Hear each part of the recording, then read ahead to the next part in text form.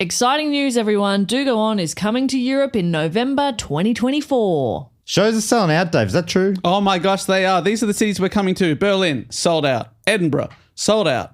Belfast, Dublin, Manchester, Leeds, Birmingham, Bristol, sold out. London, not sold out, but it will sell out. That and those ones in the middle that you didn't say sold out to, were you at the end of the list saying they were all sold out, or some of those weren't sold out? Yeah, that was confusing, Dave. I know those ones in the middle are not sold out, but a lot of them are very, very close. For example, I'm looking at you, Leeds. About 10 tickets left. Oh, okay. So if you and 9 of your friends were hoping to come along, but you're just sort of dilly-dallying on booking the tickets. Oh my God, are you talking directly to me? Because yes, that is my situation. Book those tickets, babe. Okay. Well, unless anyone else is about to, I'll do it in the next 5. And Matt will be jumping on our website to do so at dogoonpod.com. We hope to see you there, Europe baby. That was like a Europe baby. Oh, la, la. Aware. Aware. Hey, true crime fans. Tired of ads interrupting your gripping investigations? Good news. With Amazon Music, you have access to the largest catalog of ad-free top podcasts included with your Prime membership. After all, ads shouldn't be the scariest thing about true crime. To start listening, download the Amazon Music app for free or go to amazon.com/ad-free true crime. That's amazon.com/ad-free true crime to catch up on the latest episodes without the ads. Ryan Reynolds here from Mint Mobile. With the price of just about everything going up during inflation, we thought we'd bring our prices down. So to help us, we brought in a reverse auctioneer, which is apparently a thing. Mint Mobile Unlimited Premium Wireless. How to get 30, 30, how to get 30, how to get 20, 20, 20, how to get 20, 20, how to get 15, 15, 15, 15, just $15 a month? Sold! Give it a try at mintmobile.com/switch. $45 upfront payment equivalent to $15 per month. New customers on first 3-month plan only. Taxes and fees extra. Speed slower above 40 gigabytes. See detail.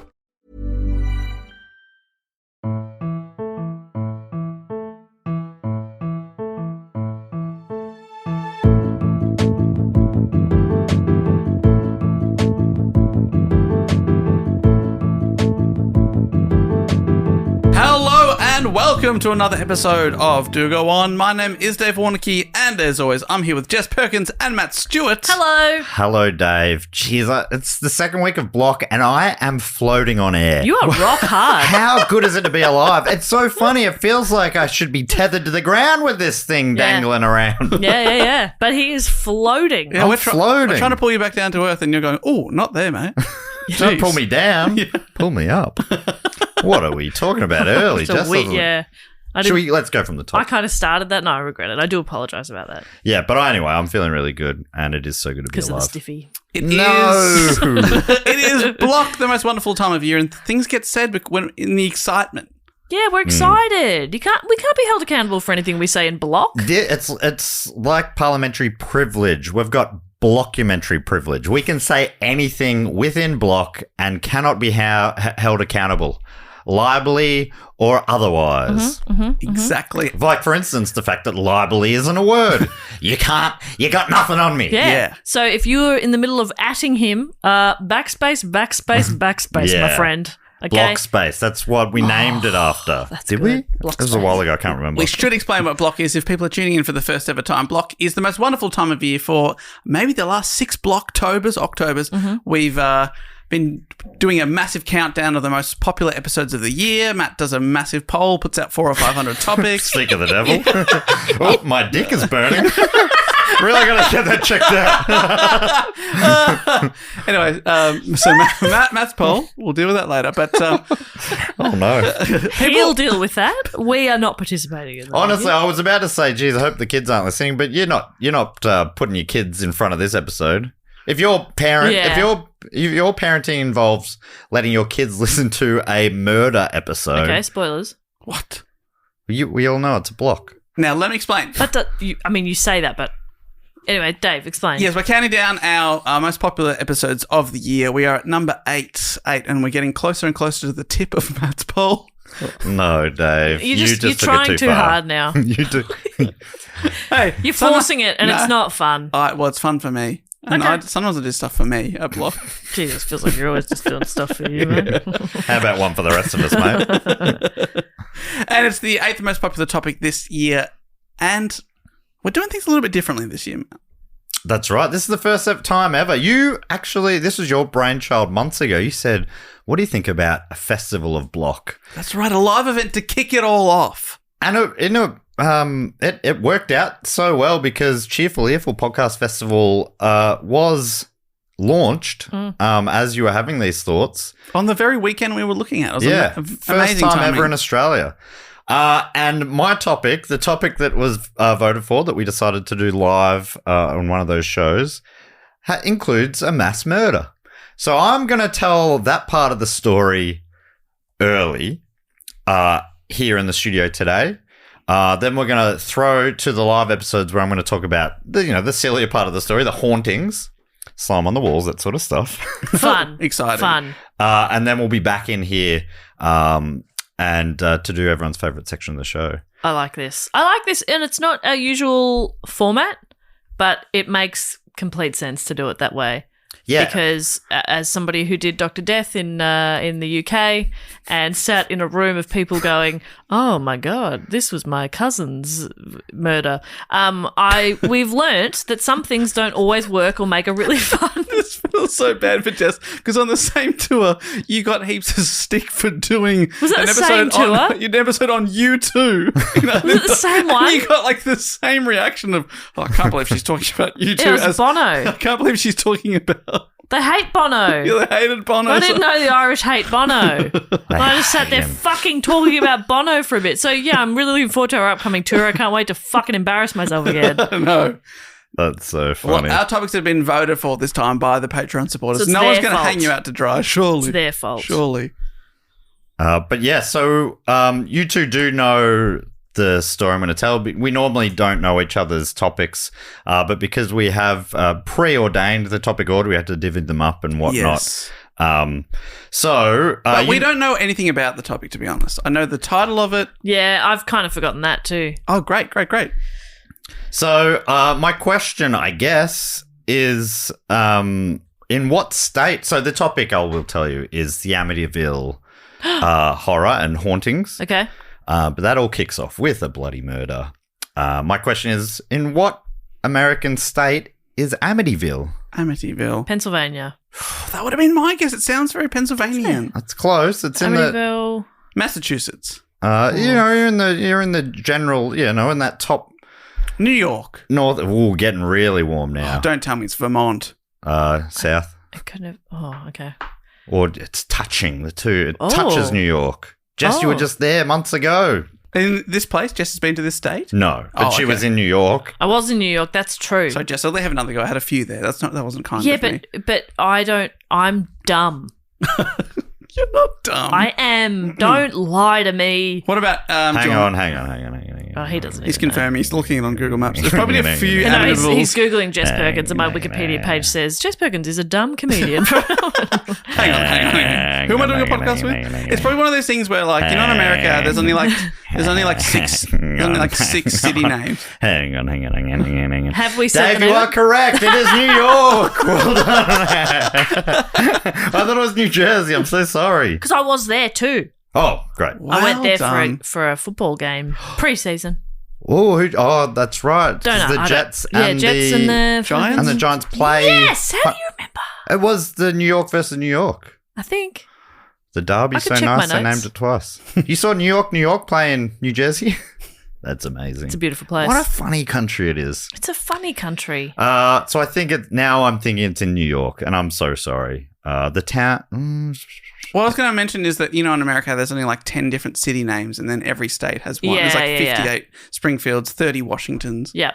That's Is true. this possibly what's happened here? Do you remember only it was like maybe last year that I realised that Washington State and Washington DC were on opposite sides of the country? Yeah, I mean that. In your fairness, that is confusing. That is insane. I mean, we're talking about a country where in Springfield they're eating the cats. They're eating the dogs. That'll be so old by the time this episode comes out. Anyway, I'm going to be telling you the story of the Amityville Horror.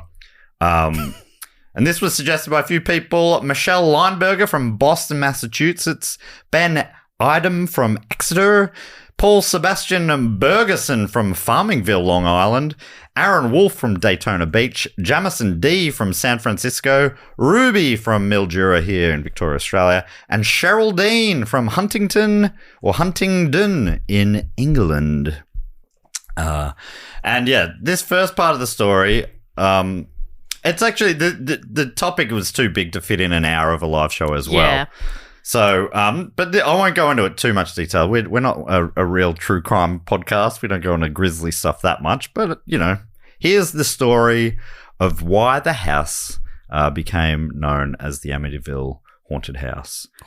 Mainly working off an article here by Erin Kelly from All That's Interesting. And Kelly writes, on the outside, and I've looked up the pronunciation. I've heard it, and it's only the key surname of the story. Great. So don't expect me to have nailed it. I haven't for 9 years. Why start now? Yeah, we're not journalists, okay? We're comedians. You can't hold us accountable for anything in block. I think I'm going to say It's true. DeFeo. Okay. According to Kelly, on the outside, the DeFeos appeared to live happy lives on Long Island during the early 1970s. Long Island in New York, which everyone knows. Is that right? Or New Jersey? It's New York, I'm It's pretty New sure. York, yes. According to the New York Times, oh my God, there's a big clue. They can report on things from outside the state. One of their neighbours described them as, quote, a nice, normal family. Oh, that's always sus, isn't it? Yeah, the more normal, the more sadistic. Yeah. The more twisted. None of your neighbours say you're normal. Oh, no, they don't. Oh, so that little freak. And That's how you know. You can He's trust safe. Dave. You're safe there. They leave their kids with me. Yeah. And I say, no worries, I'll play. We'll leave the kids with the little freak next door. It's all good. Yeah. I mean, there's also, Marion and Dean next door who are lovely people, but that means we know that they're weird. They're fucking Cannot be weird. trusted. So the family was comprised of Ronald DeFeo Sr. And Louise DeFeo, and their 5 children, Ronald Jr., Dawn, Allison, Mark, and John Matthew. They lived in an affluent part of Long Island called Amityville. Their Dutch colonial home had a swimming pool and a nearby boat dock. Bloody, it sounds bloody r- frickin' da. Sounds so nice, doesn't it? With 5 kids. Yeah. God, must be nice. Not in this economy. Yeah. You can't have 5 kids and a pool and a dock these days. Good luck getting a boat dock in this economy. On Long Island? I've been trying. Home of the ice tea. I don't even have a house, but I'm just trying to get a boat dock. Just get the dog. Yeah. Then I could live on a boat.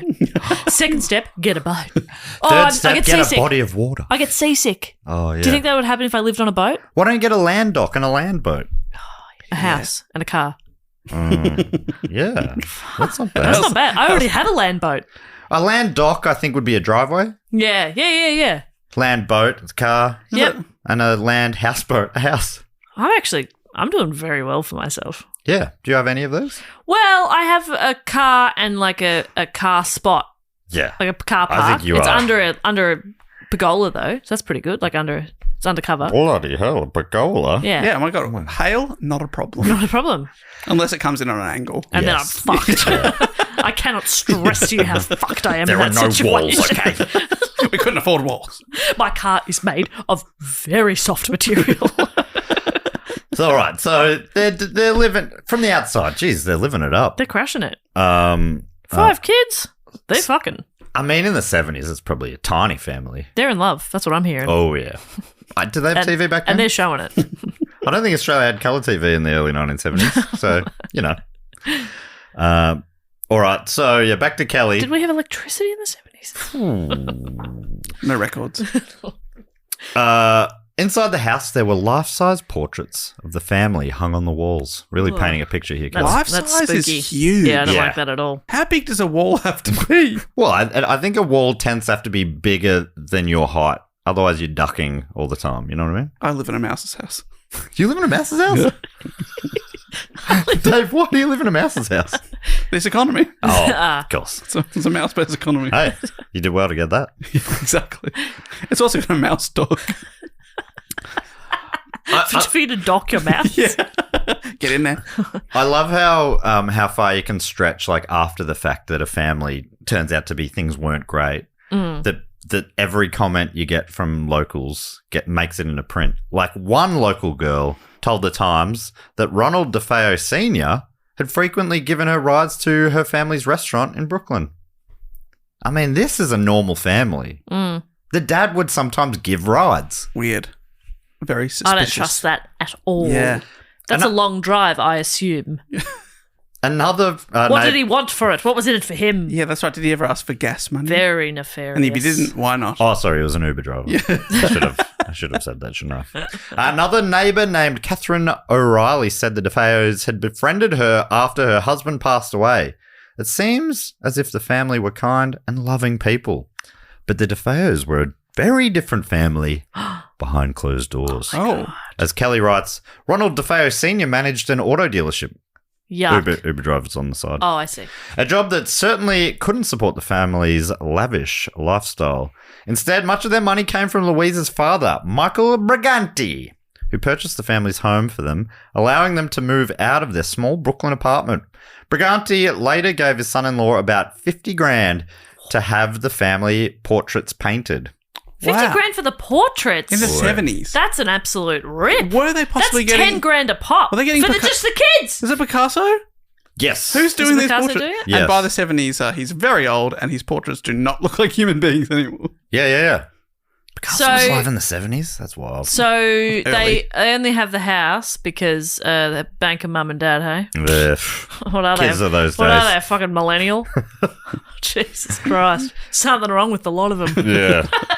Always on their phones. Always on the Landlines. phones. Well, if they cut out on the bloody avocado toast and they just had a little bit of patience. Come on. Okay, some of us had to make sacrifices. Okay? Back in my day, it cost equivalent of 2 years' salary to buy a house, and that was very difficult. And now it's about 8 years, and fuck you. But the interest rates were high. On much, much smaller loans. But you know their generation would have copped the same grief from the generation before. Of course. Oh, right, you bought the house because Daddy bought it, did he? I'd love my daddy to buy a house. Daddy, if you're listening, please buy me a house, Daddy. Thank you. And Daddy's nickname was Big Ronnie. Oh, Big Ronnie, Big that's Ronnie. good. My daddy could be Big Johnny. Well, I guess in this case, Big Johnny. Well, I mean, the daddy of this family, but he was mooching off the actual, the father, the mother's His father. father-in-law. The properly big daddy. The biggest daddy. Michael Briganti. That's a good great name. I love that name. Yeah. Big Briganti. I mean, it sounds like a great setup. Yeah. You've got a lovely house bought for you. I mean, you've got to accept a bit of a strange gift of $50,000 on paintings, but I guess if this is what Grandpa wants, Yeah, I'll do it. that's what Grandpa gets. For the free house. Exactly. Okay, Grandpa. I'll take it, yeah. You're gonna pay for big portraits. Okay. Knowing that this house is going to become haunted, Oh And so- yeah, I forgot about that. but isn't it? It's like life-size portraits. I think Yeah. that is Yeah. spooky-ish in itself. I But- just want to. Sorry. If my daddy is still listening, Daddy, I'd love you to buy me a house, but not a haunted one, please. Okay. Not a pre-haunted here house. we- This is the thing about today's. So yeah, it's all want, never grateful with what they get. But is that how they got a great deal on this 5-bedroom house with a pool? Is it was already haunted? Yeah, that's possible. No one wanted it. That I don't think that was widely known, at least. Okay. But looking back, maybe. Yeah, well, the real estate agent lied about it, and you can't trust him. Yeah, that's right. Not as You far as can't you can trust throw them 'em. or a card salesman. Oh It my sounds God. like fucking yeah. Big Daddy. Ronnie. Yeah, Big Ronnie. So Big Ronnie was apparently, this is according to Kelly, an abusive and violent man. Oh. Most often he took his anger out on his eldest child, Ronald DeFeo Jr., who should have gone by Little Ronnie, but actually went by Butch. You know, you go, if it's a Come senior on. junior thing and one of them's Big Ronnie, you'd assume the other's Little Ronnie, Yes. but no, he's Butch. I've got an Uncle Ted, and their eldest son is Ted, and we called them Big Ted and Little Ted. Oh my God. Little Ted is, I think, nearly 50, or maybe he's 50, and we still call him Little Ted. And He's is he got- taller than Big Ted? Yeah, both beautiful men. Both beautiful men. You've drunk with Little Ted in Brisbane. Beautiful man. It was so good. Hmm. And you were there? Yeah, yeah, I was there. And it was great. It was really fun. Where were we? Wherever we did our show, Yeah. we hung at- around and had some drinks At the zoo. At the zoo. It was no. No.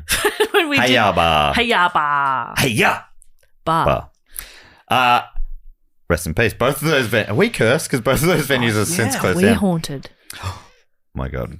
Anyway, so Junior is Butch. And as Butch grew up and his father's abusive, Very violent man. He struggled to find any common ground with his dad. That's according to biography.com. Butch was also bullied at school for being overweight, with kids calling him names like Pork Chop and the Blob. By his teenage years, he had lost most of that weight through his use of amphetamines. Is where he lost a lot of those weights. And he, in time, came to rely on those along with alcohol as a coping mechanism. Oh, it sucks. Poor Butch. He and his father continued to fight frequently. Butch actually pulled a gun on Big Ronnie one time. Shit. And although Butch was technically employed at his family's dealership, he rarely showed up to work, and when he did, he left early. In general, he spent most of his time doing drugs or drinking, getting into fights, and arguing with his parents. Still, no one expected that Ronald DeFeo Jr.'s troubles would lead to him committing murder. It's always the eldest, isn't it? Is it? I don't know. Those eldest kids, Is that right? they're Yeah. rotten to the core, they are. Okay. Yeah, you can't get it right the first time. No, that's why the last one you have, perfect. Always. So, Sorry, while you're Matt. ahead. Sorry, Matt. Number 2. Ugh, yuck. Oh, I mean, I'm also number 2, but 2 of 2. two of two, that's right. yeah, if you got younger siblings, you weren't enough. You weren't enough. yeah. You know that there's evidence that you Yeah. were You unsatisfactory. didn't fill that hole in their heart and their soul. That's right. And then they kept going until that hole was filled. Mm. And, then Or they got tired. and they went, oh, Or well. barren.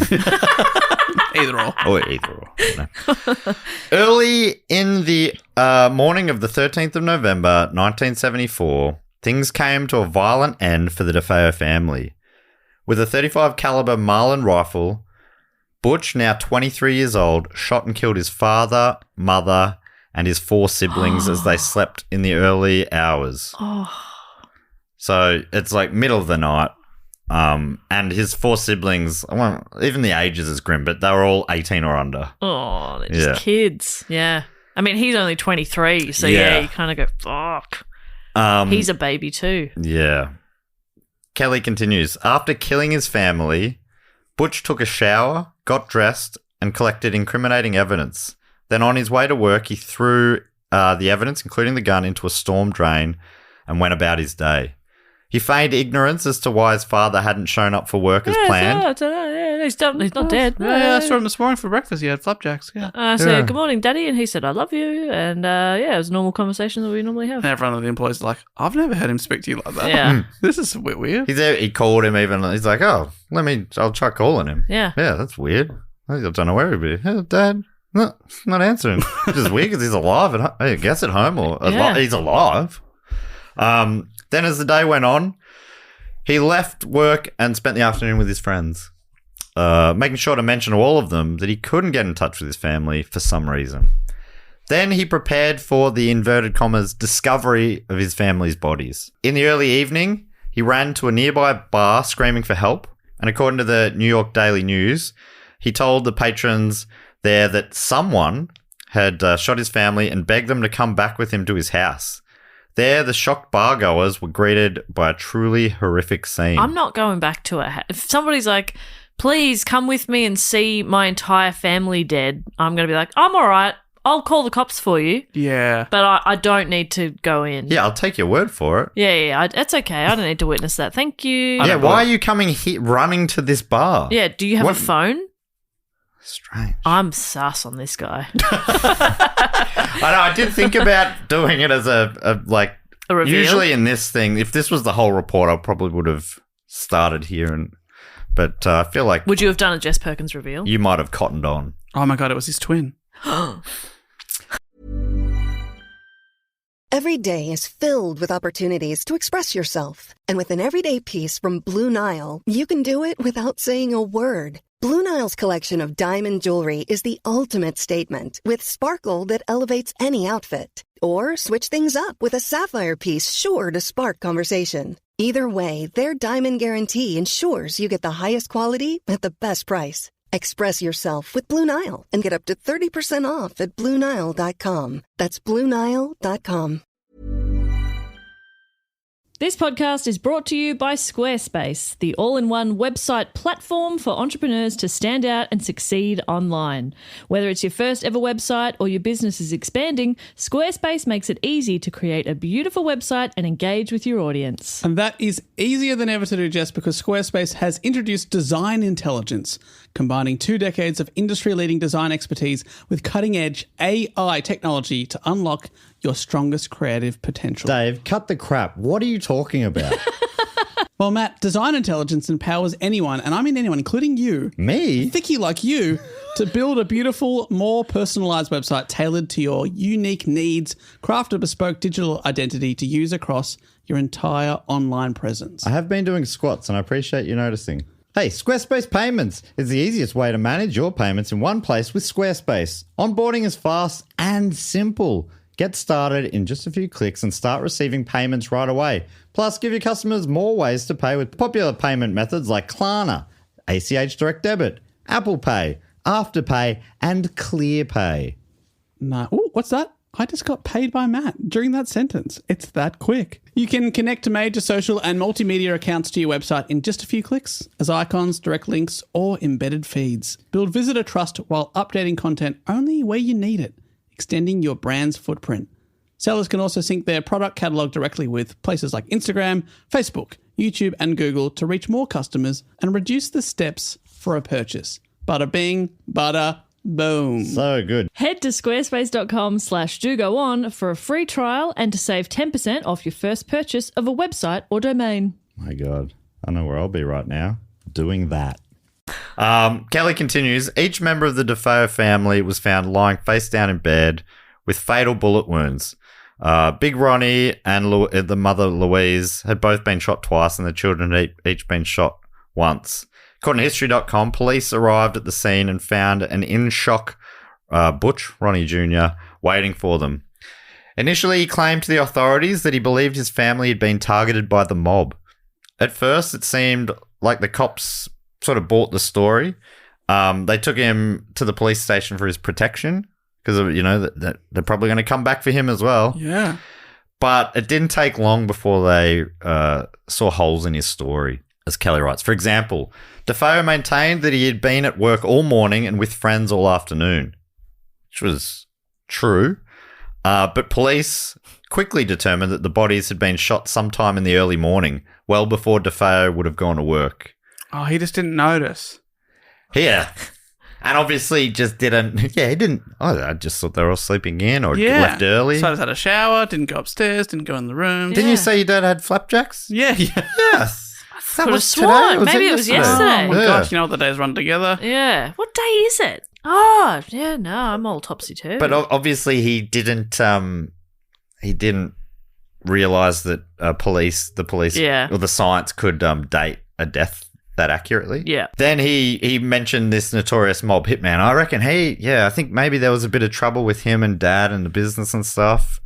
And they looked into it and that particular guy was not in the state at the time. It's like, that's unlucky for you.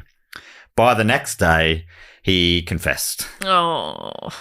And he told the police, reportedly, once I started, I just couldn't stop. It went so fast. So his criminal trial occurred in October of 1975, and it got a lot of attention in the media. Kelly writes, for 2 reasons, the sheer brutality of his crime and the unusual details surrounding the defense. His lawyer built a case claiming that he was an insane man who killed his family in self-defense because of the demonic voices in his head. Okay, that's self-defense against demonic voices, not your young siblings. Ultimately, he was found guilty of 6 counts of second-degree murder by the following month in November, and he was eventually sentenced to 6 consecutive sentences of 25 years to life in prison. But of course, the story of the Amityville murders was not over. For one thing, there was still mystery surrounding the case. Authorities had no idea how all 6 victims had died in their sleep without a struggle. Another thing that puzzled them... I didn't want to be insensitive. Because after the first bullet... You'd think you'd hear a gun go off and go, what the hell's happening in Mum and Dad's room or whatever. Yeah. Yeah, really strange, because another thing was that the police found that none of the neighbours had heard gunshots. And he hadn't used a gun silence or anything like that. He claimed that he drugged his family's dinner, but some experts say that there's quite a lot of time between dinner, going to bed, and then being killed in their sleep for the drugs to have not worn off. But Kelly says, perhaps most chillingly, the killer's motive remained uncertain. Though it's clear that DeFeo had many issues with his father, it baffled many that he would go after the rest of his family members, especially his younger siblings. And considering the fact that DeFeo would change his story multiple times in prison, he shed very little light on the haunting mystery. And then, in December of 1975, a new family moved into the DeFeo's old home. And that is where I will take up the story, live in front of an audience at the Cheerful Earful Podcast Festival. So, we'll be back after that with a quick wrap-up of DeFeo's story and also everyone's favourite section of the show. But until then, over to you, Dave, live in the studio. Thanks, Matt, and hello, live audience. Whoa. What a smooth transition. That was smooth. A weird way to start without saying anything else to them before, but... That's right. They'll understand when they listen back. Yeah. If they listen back. If they ever listen again. This is it for them. Yeah. They're like, that was the last straw. Might be it. Yeah, They're taking the piss now. It's crazy because, like, this would be the last episode that somebody listens to. Yeah. Do you know what I mean? They might die. Oh, my God. Not in the room. I mean, like, out in the world. Maybe they'll be listening from the great beyond. Is that possible? So I've already asked the question to get on topic in the studio, but to be honest, I butchered it so bad that I didn't even know the answer. Oh, yeah, true. So I'm going to ask it again now. I'm so glad we got a second crack at this. They do know the answer, so hopefully they'll get it pretty quickly. Where is Amityville? New York. Correct.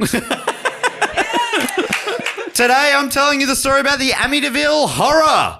Whoa. The 8th most voted for topic of Block 2024, and this is one of the most famous house hauntings of all time.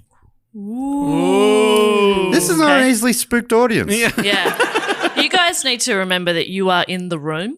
I know normally we're just in your ears and you're doing the dishes or whatever the fuck you do in your dull little lives. I don't do dishes. I've got a guy for that. When you get to my level, I've gone too far. Anyway, the point is you can react today, okay? So let's have a practice. Matt, say that again. One of the most famous house hauntings of all time. I also gave it a bit more, though, in fairness to them. Yeah, and that's how communication works. Oh, see, like if you kind of then indicated to the crowd what you wanted them to do, and they knew that because they're all adults who like understand how communication works.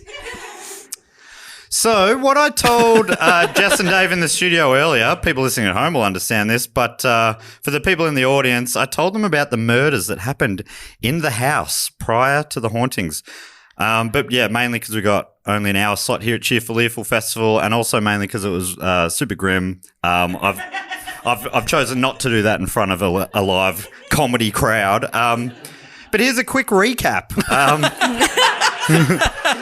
So a man named Ronald DeFeo Jr., aka Butch, killed his family, including both parents and his 4 siblings. The murders happened in their family home in the middle of the night at around 3:15 a.m. His lawyer claimed demonic voices in his head made him do it. That defense didn't quite work, and he was sentenced in 1975 to 150 years to life. Whichever's longer. Well, they didn't put it like that. They said 6 consecutive 25-year sentences, but that's what they were saying. Do the math. All right, so let's get on to the next phase. The murdering is over. It's done. Let the hauntings begin. Would you believe, though, because of that grisly mass murder, the house wasn't easy to sell. Really? People didn't snap it up straight away. The address was 112 Ocean Avenue in Amityville, New York. Amityville is on Long Island, about an hour from New York City. I didn't know where Long Island was until reading about this. It's right next to New York City. And looking at it on a map, you're not going to believe this. It's a Long Island. I thought like Gary Long might have been there first or something, yeah. but it's just like a stretched out bit of land. How about that? Could have knocked me down with a feather. Anyway, according to the town's website, the Amityville area was settled by Huntington farmers beginning around 1658. It was formerly known, it's amazing they changed the name, but the original name was West Neck South. I don't get it. I think it's a beautiful name, though. West Neck South. West Neck West South. Neck. West Neck. West Neck South. South. Ugh. I guess it's sort of like here. Yeah, I guess so. The name Amityville was adopted in 1846 at a raucous village meeting. Prominent Amityville citizen Samuel Ireland became impatient with the debate. Samuel Ireland from Long Island? Is he the namesake? Ireland. Sorry. Ireland. Is he the namesake of Ireland? Yes. His middle name is Emerald Isle. Samuel Long Ireland became impatient with the debate, and he said, look, let's stop all the debating. Let's just name it after my boat, Amity. And I guess everyone went, all right. It's so weird. So it was off to a spooky start, this town. But is it possible we'd be talking about the West Neck South murders? Yeah. Or the West Neck South haunting? That couldn't have happened. Nah, that sucks. West Neck South. West Neck South. Oh, faster the better. West Neck South. No, too fast. Okay, slower. It's like you're... All right. Yep. I had the same thought. Calling back to an off-pod That's right, that was moment. off-pod. That was off-pod. That was off-pod and in front of people and on stream. Yeah. But off-pod. So, AJ, edit it out because it will not make sense. He never does though, does he? What does he do? What the fuck do we pay him for? What does honestly? he do? Does he exist? I don't know. Oh my God. Yeah. Have you ever seen him? Oh my God. Yeah. Before this story, it seems that the name Amity was apt because Amity means friendly. And that's what the town was. It was a friendly bayside village. Friendly, people yelling, "What? Just call out my fucking boat!" Very friendly. That's a nice place. The website for Amityville still doesn't even mention any murders or hauntings. It's weird. They've whitewashed their own history. But yeah, probably also fair enough. It's like a little beachside suburb. They're not going, hey, come and check out. come to the sand, heaps the of people surf. been murdered here. Heaps. Yeah. Most of them outsiders. So come on in. So the house stood vacant for around a year until a newly married couple, George and Kathy Lutz, bought the 4,000 square foot house for $80,000. It was an absolute bargain for a property of its size that also included a pool and a boat shed. But like they had, it was like straight out onto the water. And Ocean Avenue, that's so beautiful sounding. Yeah. So beautiful sounding. It's for a minute like you knew the area. Yeah. Oh, God, what a beautiful area, remember I that. think. I assume it is on the ocean. Yeah. With the boat shed and the... Is it the one that Yellow Card sang about all those years ago? I can only assume, yes. They made it sound less murdery. So yeah, it was a bargain for this. It was a mansion, basically. For $80,000. Yeah, and the Lutzes wouldn't have been able to afford a house like that in other circumstances. It was still probably expensive for them as it was. But also, like, the bargain didn't end because for only $400 more, they were also able to keep the murdered family's belongings. $400. Yeah. Fully furnished. So good. Covered in blood, but gorgeous. And it was a pretty famous murder in the area. Weren't there gigantic portraits of each of the family members? Yeah. Cool. Yeah, that's what you'd want. Yeah, like life. Matt told us there were life-size portraits on the wall. Yeah, their eyes followed you around the room. Sick, $400, what a buck. And hadn't the dad spent $10,000 commissioning those? Yeah, even more than that. Yeah, it was a lot. And now they're sold for it was 50. Yeah, I think it was 50 grand 50. So on the portraits. painting's actually worth more than the entire mansion. Yeah. So, yeah, that really did not do good for the land value of that specific spot. But, yeah, they were told by the estate agent about the murders. They probably already knew anyway. And it didn't deter them because they'd been looking for a home for a while, and this one just felt right. Do you think you have to? Does anybody in here work in real estate by any chance? Yeah, do you have to declare it? Do you have to tell them? Probably, right? 3 bedrooms, obviously walk-in pantry, 4 people were killed there. And upstairs, a beautiful view of the ocean. Yeah, beautiful. They've just redone the carpets upstairs. Yeah. Most of them. Yeah. We're not sure why. Just to freshen up the place, no reason. Yeah, no, I wouldn't pick up that rug if I were you. Yeah. That is a load-bearing rug. So yeah, they obviously weren't great with vibe checks because 28 days later, they fled the house terrified. Really? Wow. Yes, but I'm obviously jumping ahead. Now I'm going to talk you through those 28 days. One at a time? I did start doing that and realised that would take so long, so I get to a dot point thing soon. Okay, great.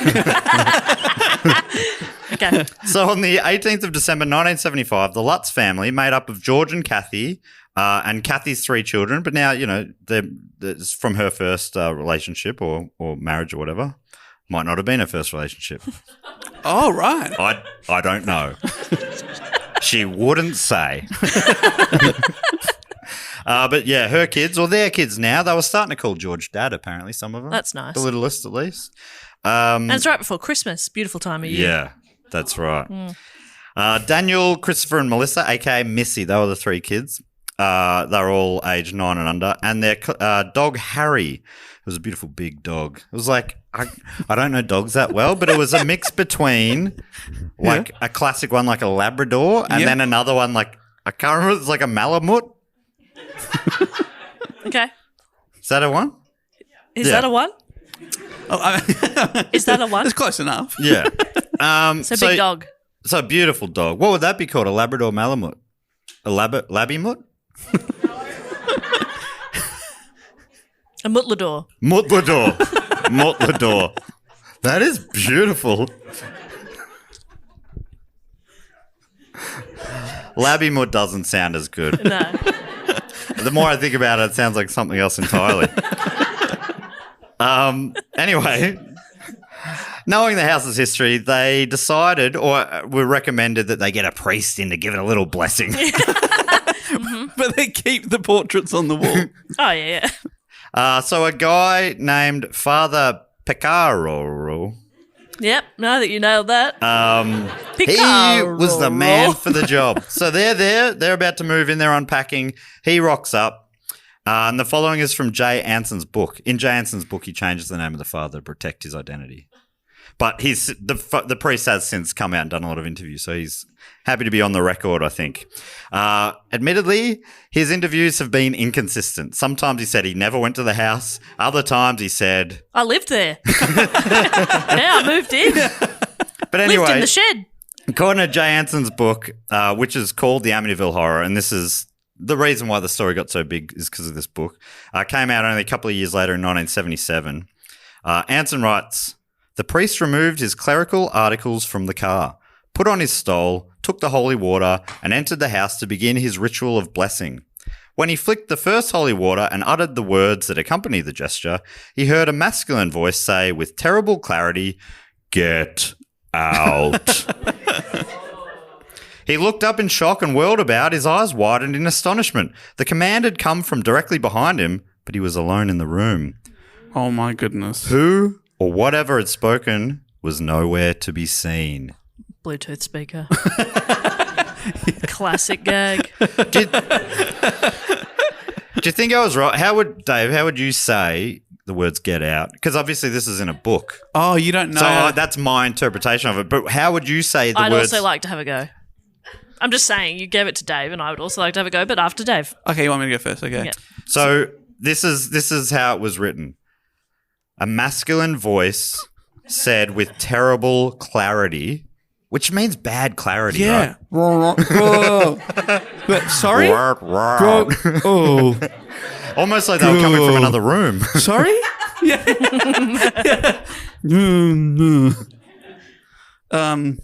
That's how I'd probably have done it. Like with terrible clarity, but before that I was going to be something else. Oh. But I've had my go now. I've registered my go. Okay, my go? Yeah. Down! Oh. Oh, down! That is terrible. That is terrible. Stop it! Oh, boy! Oh, someone's in here! I'm in here! Occupant! Toto! That's what I'd be doing. That's my submission. Oh, and he's throwing holy water around. Oh, no, I'm all wet. Oh, jeez. Jumper. Well, I have to get a blanket towel. I'm wearing suede. Oh, jeez. Oh, I haven't Scotch guarded yet. Jeez. According to some retellings, he was also slapped by an invisible entity. Oh. Can I have a go at that? Dave, is your cheek feeling masculine enough? And then for some reason, according to the book, he left without telling the Lutzes what he'd experienced. Oh. He's like, anyway, all done. Off I go. See you later. Still sent the invoice. Yeah. But apparently he did later call and thought, better warn him, actually. Oh, it's the weirdest thing. I just remembered. No, everything went fine, all good. You should be good to go. There was a voice that told me to get out, but other than that, I think you are A-okay. I was slapped by an invisible entity. Yeah. And apparently he said, just don't use that room. I Like, think it might have been at that room thing. yeah, it's Yeah. like the master bedroom. Yeah. It's Anyway, the toilet. Well, that's how Occupado! Oh, now I'm wet in the toilet. This is awful. and it turns out the priest just doesn't, it was dark in there. He hadn't flicked the light He's on. being really Couldn't see rude. anyone. No, I'm really spooked. I'm Oh, fine. yeah, is anyone feeling chilled? I know you're not making eye contact with me in the front row, but is that 'Cause because you're spooked. spooked Yeah. and not just thinking about what you're doing later? Yeah. So anyway, they continue unpacking, setting up their house before settling down for their first night in their new home. Now, the priest, throughout the book, there's this whole second story about the priest and weird things happen to him, like his car breaks down on the road. Oh, my goodness. And it won't start. What the fuck? And he gets like a rash. No. Yeah, no, lots of really weird He things. forgot to pay his mortgage. I've remembered every other week for 17 years. That's spooky. That's spooky. That's spooky. On that first night, though, while all the family's asleep, all of a sudden, George awakes to the noise of banging. He's like, someone's at the door. At this time, he looks over at his clock radio. It's 3:15 a.m. Oh. I don't know if that rings any bells. That's No, when, but that's a spooky time. it's when the family was murdered. Oh. I didn't think of that, no. He goes to investigate. You're the smart one. Yeah. For what?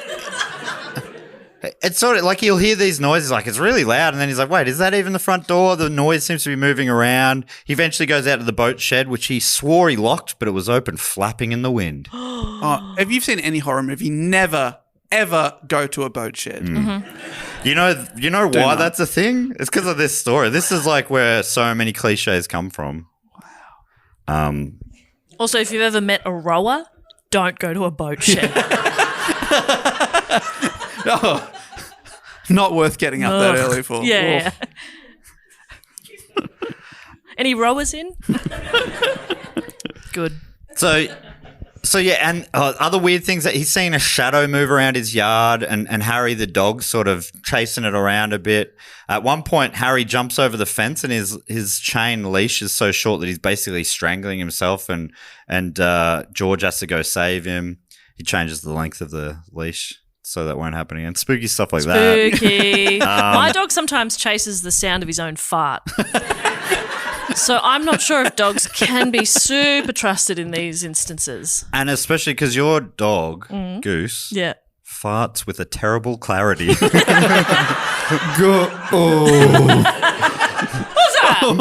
that?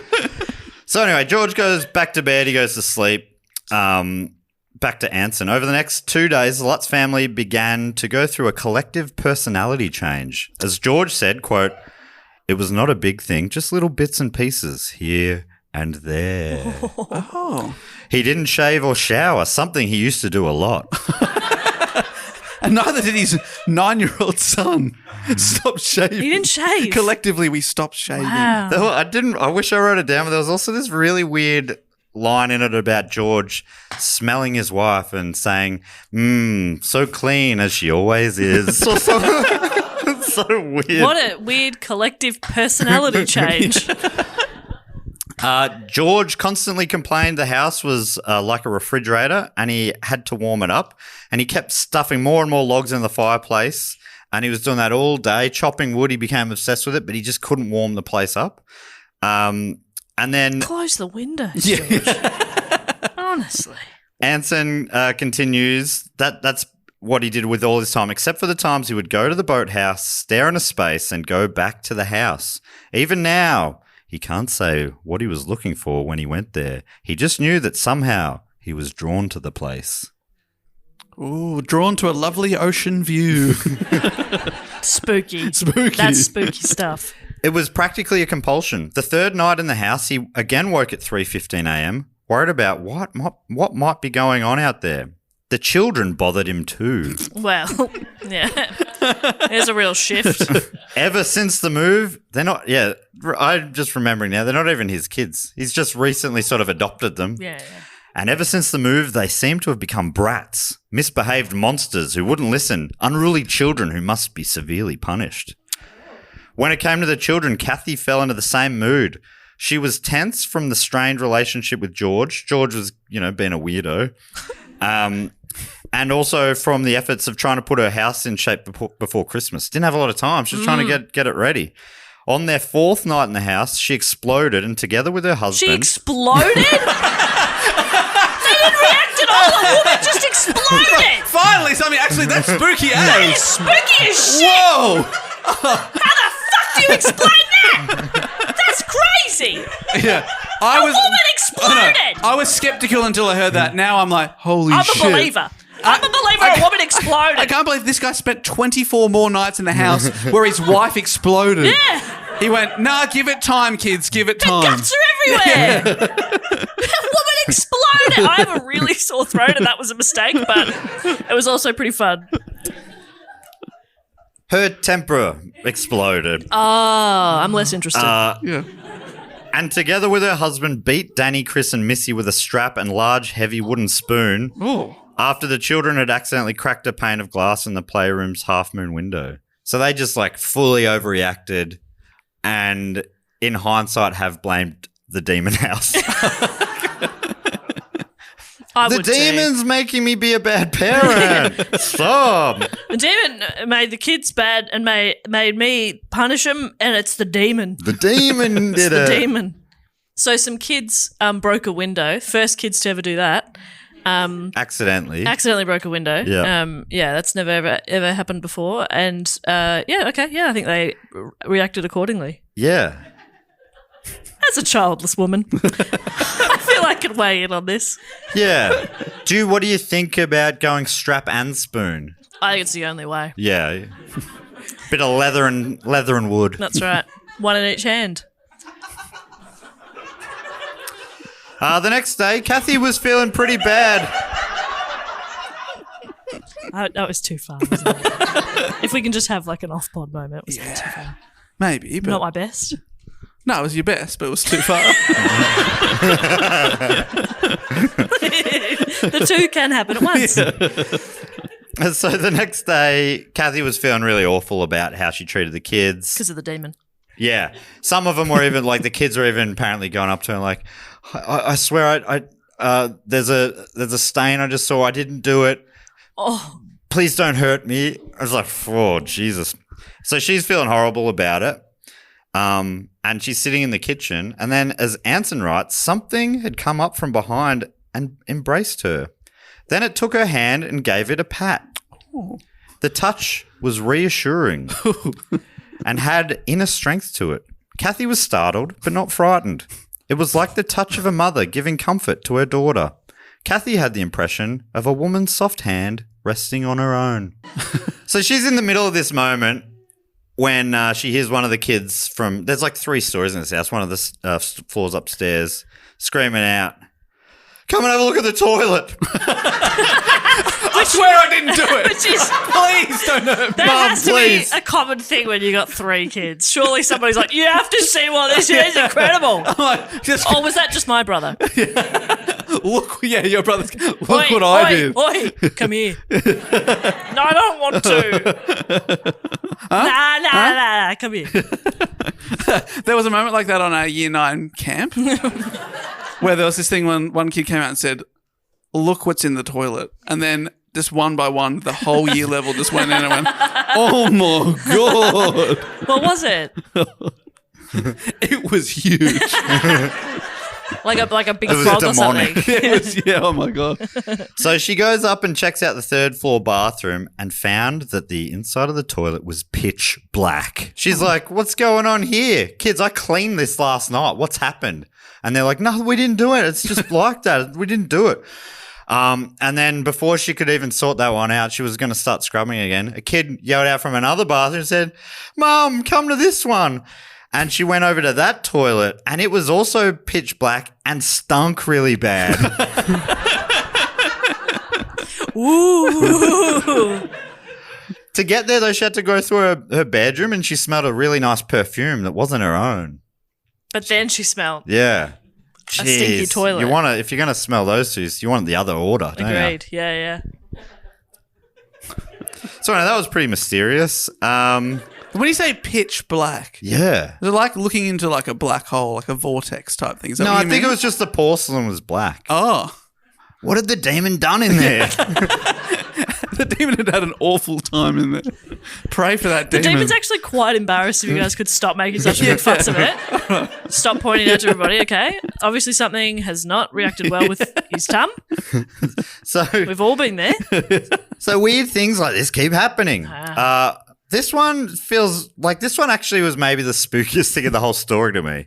A man arrived with a 6-pack of beer to welcome the Lutzes to the neighbourhood, and he said other neighbours were keen. Yeah. Spooky. I'm not trusting that. I hate when someone comes to the door. Fuck off. This is my house.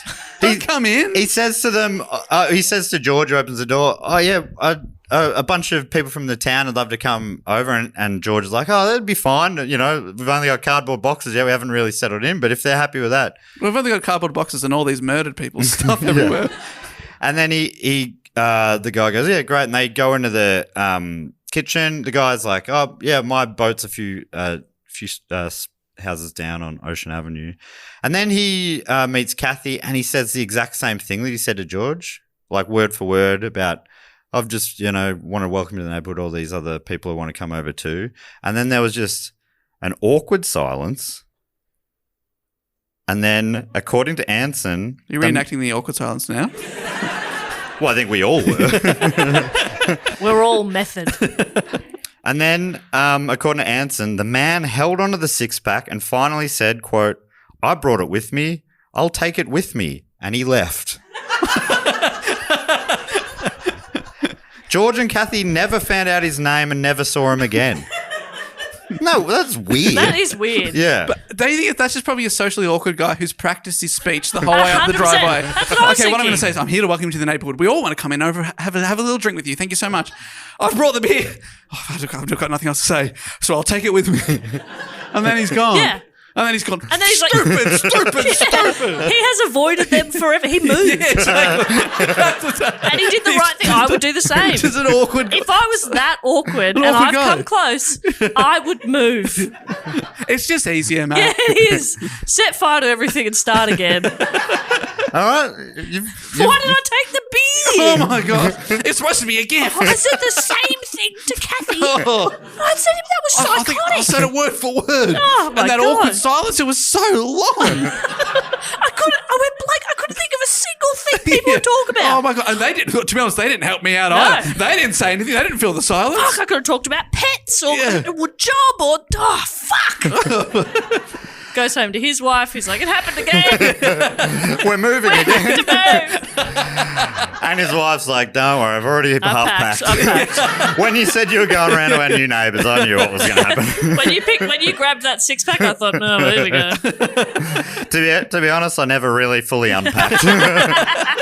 I'm ready to go. So the weird things kept happening. George kept waking up at 3:15 a.m.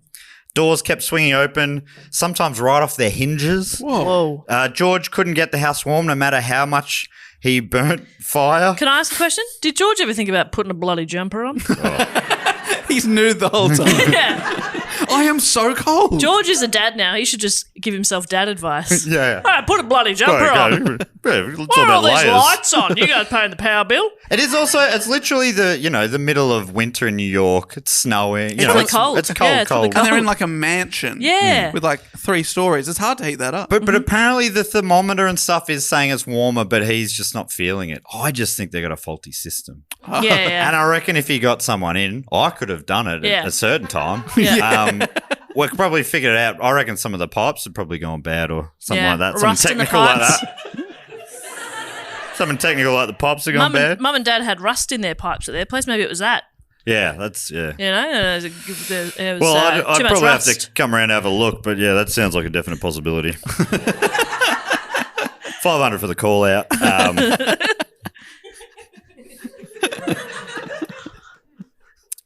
You should go back to that job.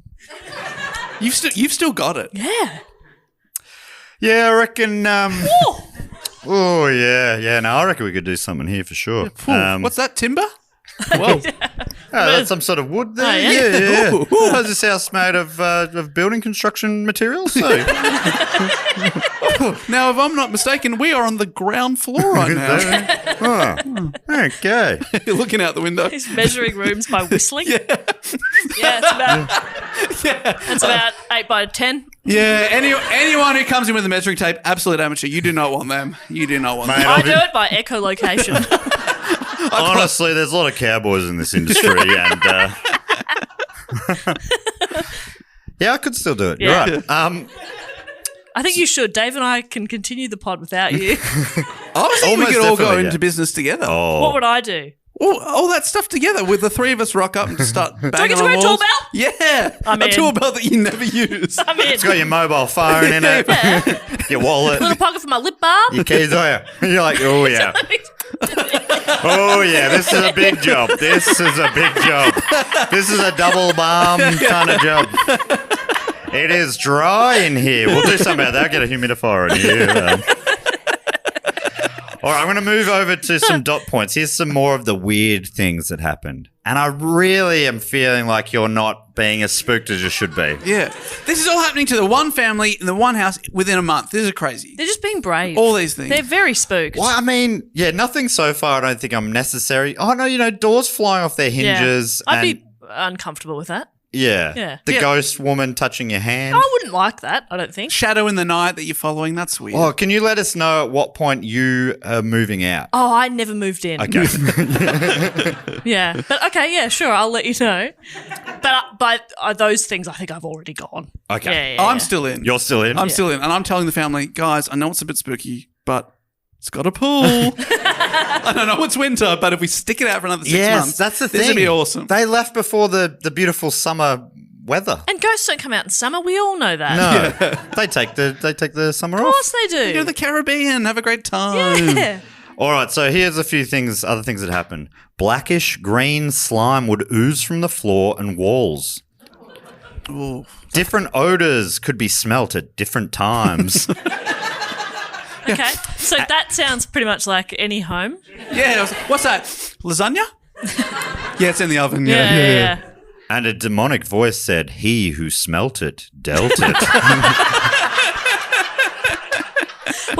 With the slime and the floor and walls, is it just like there's a tiny little bit, like you're looking in the corner like, what is that? And you get a ladder and you go have a look and you're like, oh, it's like a slime. Or is it like the whole wall I think is it's just like a slime lot of, and sometimes it's Like coming that- out of the keyhole, like but the it's not on water the at other side of the door. NGV, but it's slime. Yes, exactly. Oh, wow. Okay, I'm moving out at that point. And then there's some sort of system where it sucks the slime back up, so it sort of recycles the Oh, slime. Yeah, that's nice. I think this house is carbon neutral. Oh, that's nice.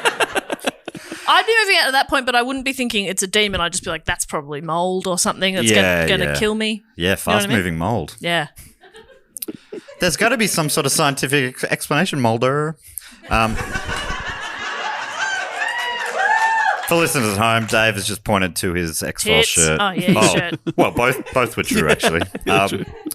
Despite it being the middle of winter, swarms of flies would. Oh my God! The swarm of flies coming towards us! Quick! Can you call Close the one door. fly a swarm? I think swarm is really more about the vibe. Oh, yeah. So if it's like coming quite aggressively, yeah, that's a swarm.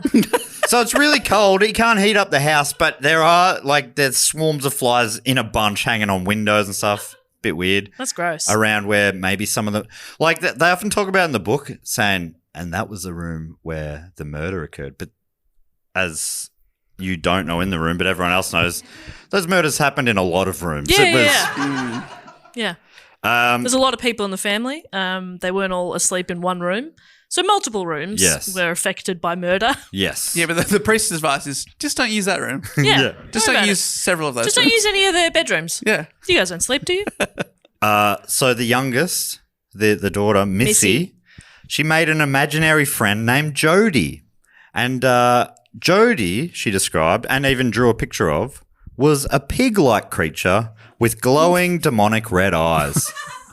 She got on well with the pig. At different times, George and Kathy saw these glowing eyes staring at them through a window, and they, like, as it went on, they were like, "Oh shit, this pig is bad news." The pig also. This is pretty spooky. The daughter told her parents that the pig said to her that there was a boy, right? That actually a few people had seen, the ghost boy, who's believed to be a boy who used to live there. And the pig apparently said to her, "You can be his permanent friend if you like," sort of implying that, they'd get married. Yeah. Missy's like, she's a kid. You can't put that pressure on a kid. That's crazy. Shut up, pig. I also want to say the parents saw 2 red lights out a window, right? Yeah. Any possibility that could just be like tail lights of the car across the road or a cat. Or a cat. Yeah, just like, or a rabbit, any sort of animals. They grow red, right? Or do I have a My demonic? dog does. I've got a demonic rabbit. We've been saying that for years. You always say, "Come hang out with my rabbit," and we say that rabbit is demonic. On multiple occasions, this is the kind of, so I think a lot of it, until you get to the slime, you go, this could be some people who are spooked and are starting to believe the noises in the night. Yeah. And maybe they really believe it. But then some things like the slime, you're like, well, that's either happened or you are full of shit. You're right. And there's other ones like that. Like on multiple occasions, Kathy levitated above her bed. This one is harder for us to explain. Yeah. I'll admit that. Straight off the bat. She also claimed she had seen herself transformed into an old woman in the mirror, a vision that deeply disturbed her. That's just aging. Yeah. Happens to the best of us. It does. We all look at ourselves sometimes and go, Jesus. Yeah. She's found one grey hair. She's like, it must be the devil. It is. Oh my God. It's a demon. Yeah. I'm seeing myself as an old woman. Well, that's. I mean, it is spooky, but it sounds like this. They believe this ghost is actually maybe an older lady. This is what Anson suggested later in the book, that this old lady might have been the original tenant of the house who died there and was just genuinely trying to comfort Kathy. Oh, she was probably the one touching her and shit. Yeah, exactly.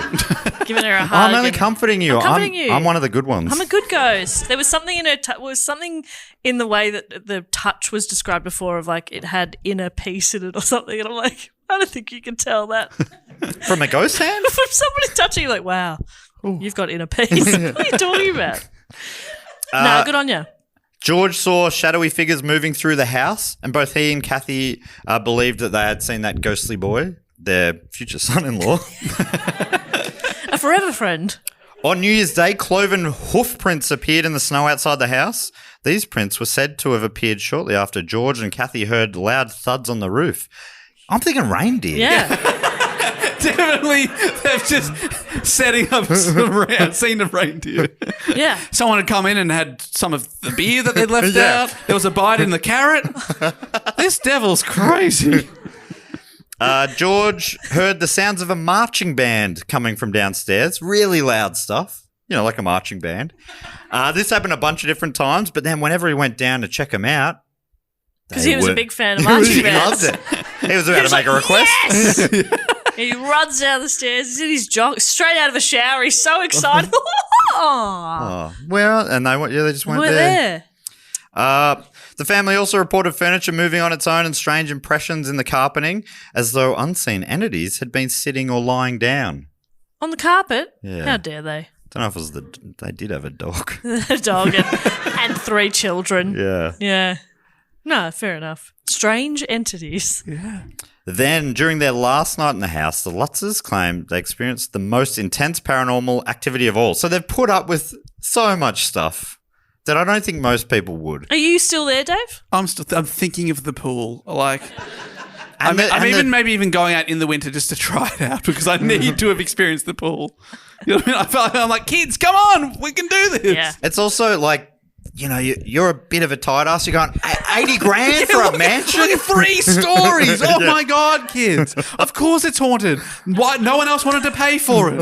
All right, but this is a good business Of course decision. it's haunted, kid. Oh, Jesus. Stop saying it. Of course it is. What do you think? We're going to get an $80,000 unhaunted mansion? Yeah. Use your fucking heads, kids.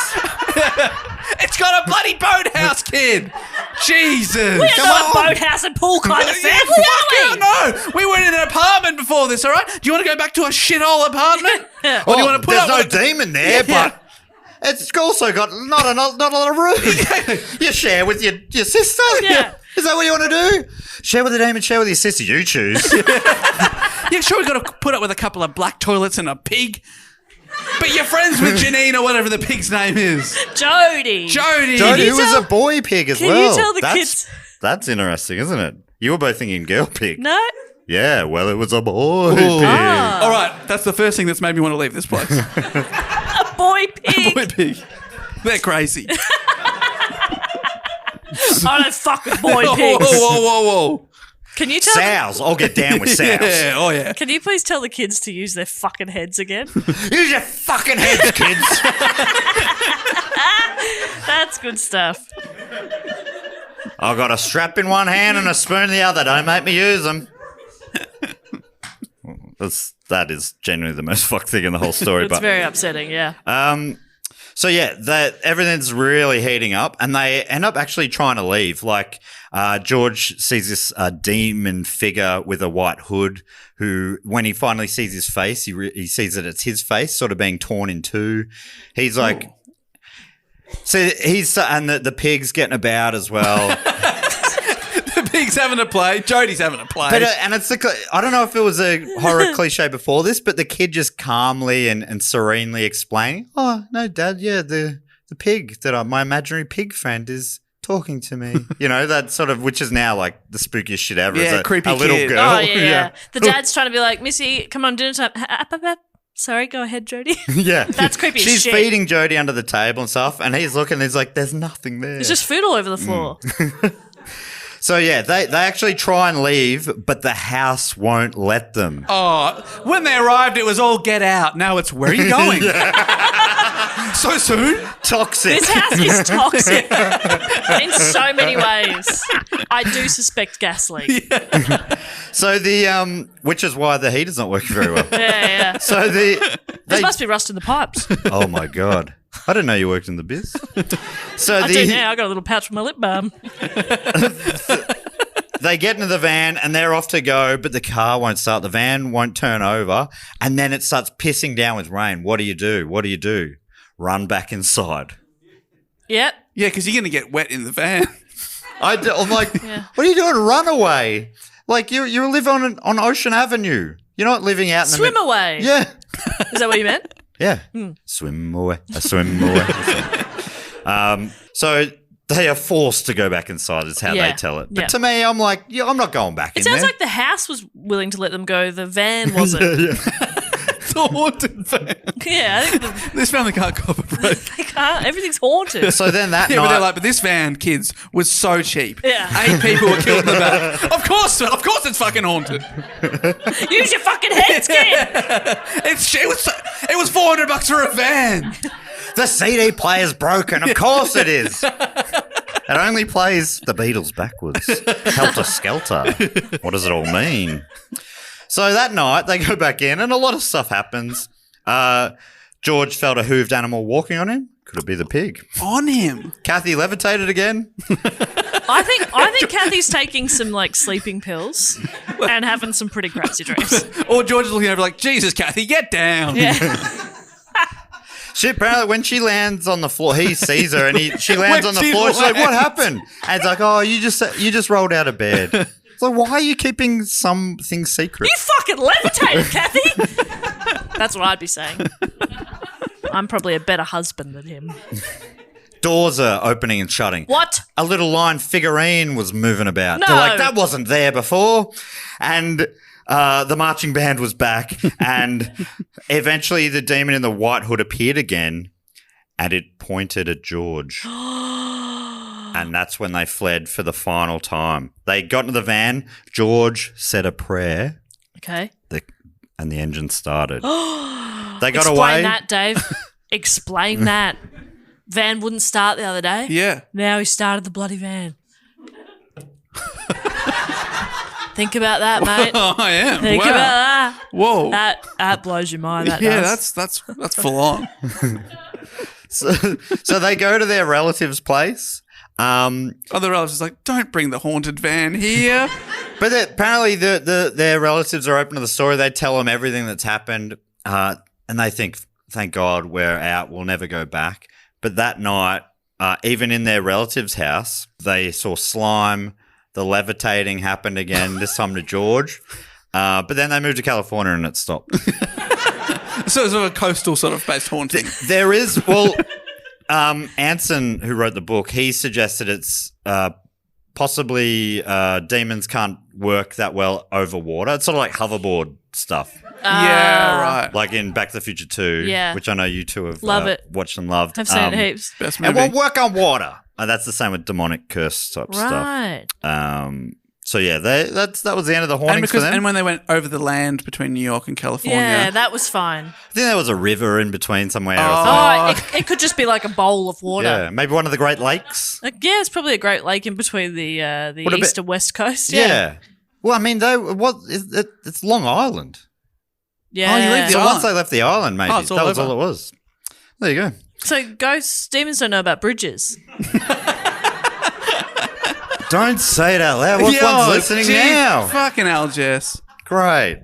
The Lutzes, thank you. I could be the one to introduce those demons to the Sydney Harbour Bridge, the best bridge in the world. that I would've- could blow their freaking minds. So yeah, they weren't quiet about their experiences. They told a few people, and people who were into the whole paranormal world were keen to check it out.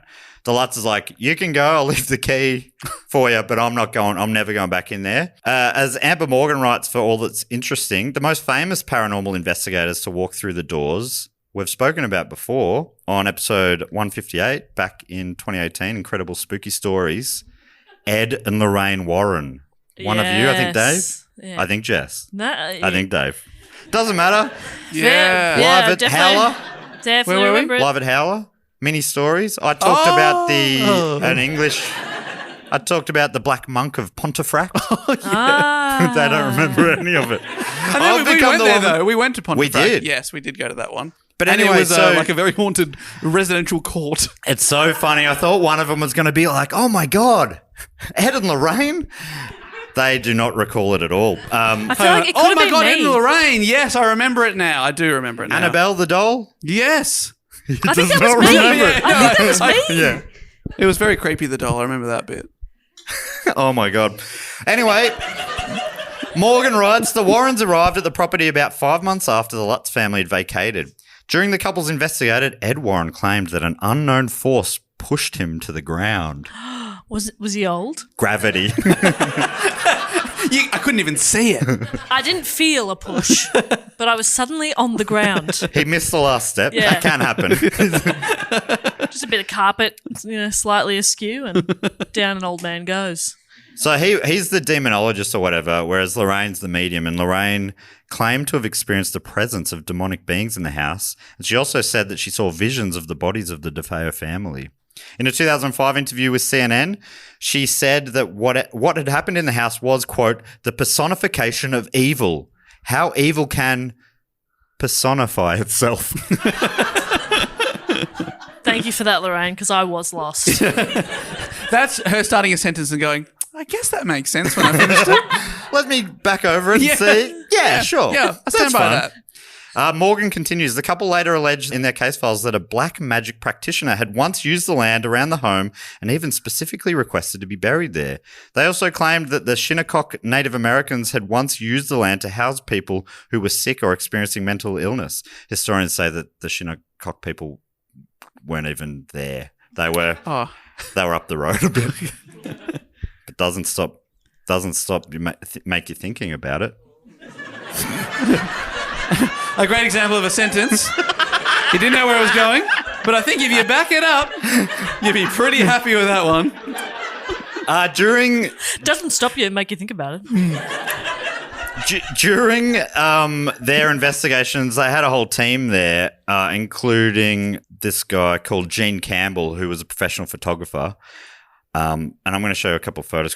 Firstly, maybe I'll show you the house. The house.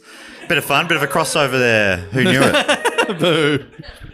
The people who didn't boo there, give the show a chance. You'll love it. You get to boo. Who knew it? Matt Stewart released Mondays. This is the house. That's the house in 2005. They got that for $80,000. Yeah, isn't that crazy? Wow. Fuck right off. So that's how it looked in. That's $4 million now. With like access to a boat, a $5 pier, a million. boat shed. Yeah, US. This is after you see the top windows, they'd been changed by future owners because like they had these sort of iconic, they almost look like eyes, those top windows. But anyway, this next one is the photo, maybe the most famous photo to do with the case. People listen to the pod, I'm so sorry, look it up. But it was taken in the middle of the night by a timer. Oh my God. So it looks like a boy with glowing white eyes. And they had a son, didn't Yes. No, this is 5 months after they've moved out. they? Okay. Okay, so now that's just not a boy saying, Mom, I'm thirsty. Yeah. No, yeah, this was taken by the Warrens months later. Right. And did they have a son? So they bring their son with them. Oh, Ed Warren was a boy. Yeah. Yeah. Sorry, no. So that's that picture. We can cut that so I can take my screen back to my beautifully written story here. So, yeah, according to History versus Hollywood, this is one of the most famous paranormal photos of all time. Features what appears to be a young boy with white eyes who is peeking out of a doorway. George Lutz revealed the Amityville Ghost Boy photo on the Merv Griffin show in 1979. What a funny way for that photo to be introduced to the world. Wow. It was 3 years after it was taken. The image was supposedly captured by Gene Campbell, who was working with Ed and Lorraine.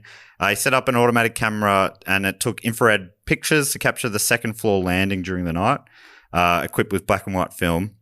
Some speculate it might be one of the murdered children. Others believe that the image is of Paul Bartz, an investigator working with the Warrens that night, and the white eyes could have been caused by the infrared film. So two options. Yeah. 2 options. It's a dead little boy or a man the guy who was there that night. Yeah. It's hard to say. I'm going to need more evidence before I make a decision. Well, let me say this. No one can be sure. I would just like to say that it was too crisp. Do you know what I mean? I think with a ghost photo, you sort of have to be like, I guess it looks like it. But that was like, that's a person. Yes. That's just a person who's walked in front of a camera. Do you know what I mean? Yeah, he was. Do you know what I mean? Ghosts can squint. Do you know what I mean? No, so you have not understood what I meant at all. And that's if what I'm you've being proven honest, there. I was thinking about the 5 pages I've got to read in 2 minutes. But I'm going to pop this down.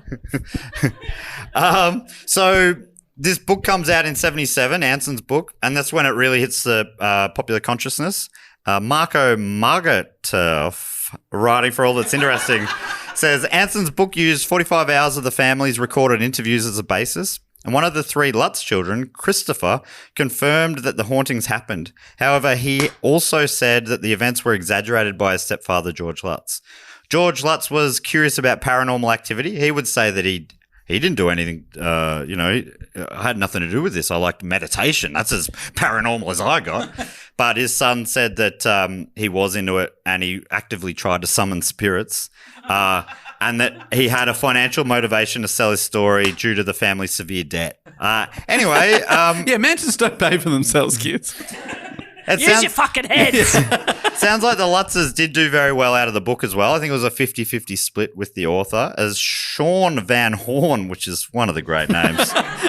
Sean Van Horn writes for Collider, the Lutzes reportedly made $300,000 for the book. That's at least 3 mansions. Yeah. And then leftover. Haunted mansions. Yeah. So, is it true or was it a hoax? Van Horn writes, it is true that the Lutzes only lived in the home for 28 days. It is true that the investigators descended on the home, but what can't be proven are the paranormal claims the family made. It's true that they lived there. Yeah. That is undeniable. Mm-hmm. Before speaking with the eventual book's author, George Lutz contacted the murderer Ronald DeFeo Jr.'s lawyer, William Weber, who was trying to get a book written about his client himself. Weber later told the ABC how Lutz got drunk when telling his story and how he was just creating ideas. When asked if Weber believed Lutz, he said, absolutely not, because they were making a commercial venture. Franz Lids for the New York Times writes, Mr. Weber... Franz Lids? Jesus Christ, that's good. I know, it is so good, but when you're coming from Sean Van Horn. Yeah. But Franz Lids writes for the New York Times, Mr. Weber said he provided details about the house in this period afterwards to the Lutzes, and the Lutzes sort of spun them for their own use. In the retelling, a neighbour's cat that often lurked outside a window became a pig-like ghoul that peered readily-eyed into the house at night and left cloven footprints in the snow.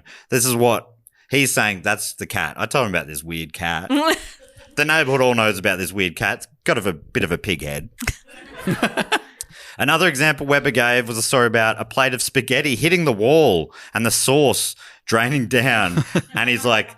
He took that and he turned it into greenish-black ooze. He's just checking if the pasta's cooked. Yeah. How else do you know? If it sticks, it's al dente. I can say that as a Swiss Italian. Another in the hoax camp is Robert Bartholomew, a sociologist in New Zealand specialising in mass hysteria. Dave Roos writes for How Stuff Works that Bartholomew is amazed that nearly 50 years after the alleged haunting, we're still talking about it, saying the Amityville myth persists in the face of overwhelming evidence to the contrary. It's starkly obvious that it was a hoax, but people still want to believe. I want to believe. If you're wondering what happened to the house since then, according to Margaritoff. What? Margaritoff. According to Margaritoff, after the Lutz family moved out, it went into foreclosure in 1977. It was next owned by James and Barbara Cromartie. The Cromarties changed the Amityville Horror house address from 112 Ocean Avenue to 108, hoping to stave off stalkers and retain its value. Did they bulldoze their neighbour's house? Yeah, how do you do it? Hey, we're 108 now. Sorry, you're 112. I spoke to the council. It's all good.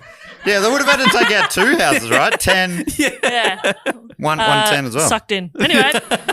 After an uneventful decade living in the walls, everyone who's lived there since is like, it's just been normal. Yeah, ghosts are all about street numbers. So that's all it took. Then they sold it to Pete and Janine O'Neill in 1987. The O'Neills sold in 1997 for $310,000 to Brian Wilson, not the Beach Boys guy. And most recently, the house sold for over $600,000 in 2017. According to Pippenberg, it's currently occupied and still attracts curious visitors, but the Street View image on Google Maps is blurred out. Spooky! Oh my gosh! What are they trying to hide? What are they hiding? Google cited privacy concerns. So yeah, there's been no reports of anything weird going on since then. Wow. Last thing I want to talk about, and I know we're slightly over time, but I think it's worth it. I want to talk about some of the films that have been made since, and it's wild how many have been made.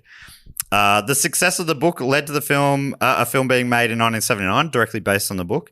As Van Horn writes, the movie was so popular that it inspired a franchise of forgettable sequels and even a Ryan Reynolds-led remake in 2005, but none could match the impact of the original. which starred James Brolin, Margot Kidder, and Rod Steiger. It was a big box office hit. But yeah, Pippenberg, I said his name before, Eric Pippenberg, writing for the New York Times, he said it became a touchstone of modern house-possessed horror movies, inspiring The Conjuring and other franchises. The famed Amityville horror film has spawned at least 45 other films. That's great. It's too many films. At least, some say it's pushing past 60 now.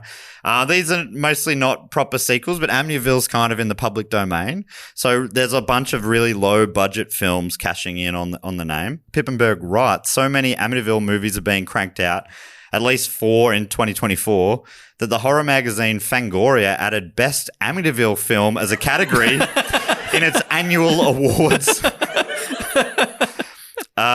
Director Sean C. Phillips, who's made a bunch of Amityville films, says there's a built-in marketplace. There are people out there willing to literally watch every single Amityville film they make. It's kind of gotten to the point where filmmakers are trying to top one another. The films are mostly comedic, have micro budgets, have little continuity with the original. What about AJ, our editor, hosts the Cult Pop Show podcast where they choose a franchise and watch them all, and then do it like an 18-hour podcast about. He watched like 45 Scooby-Doo movies. I'm challenging you, AJ. 45 Amityville movies. We want the 45-hour podcast about it. I want it. I want that 45-hour podcast. I will not listen. Yeah. I won't do it. Yeah, I just thought maybe so you can see what's going on here. I'll show you in the room and on the Zoom, on the, what do you call it? The stream. You can see these posters. All right, so here are some of my favorites. Firstly, that's the picture still of the kid. Firstly, That's a fully grown man on his knees. Are you taking the photo yet? Can I take this shit off my eyes now? All right, here. How about this one? Amityville Vampire. Oh, and I'll just read the shortest synopsis of each. Young women succumb to an ancient vampire curse at Red Moon Lake. Then we've got. It was so hard to order them from least ridiculous to most because it pretty much gets bonkers from here. But okay. Then we've got Amityville Bigfoot.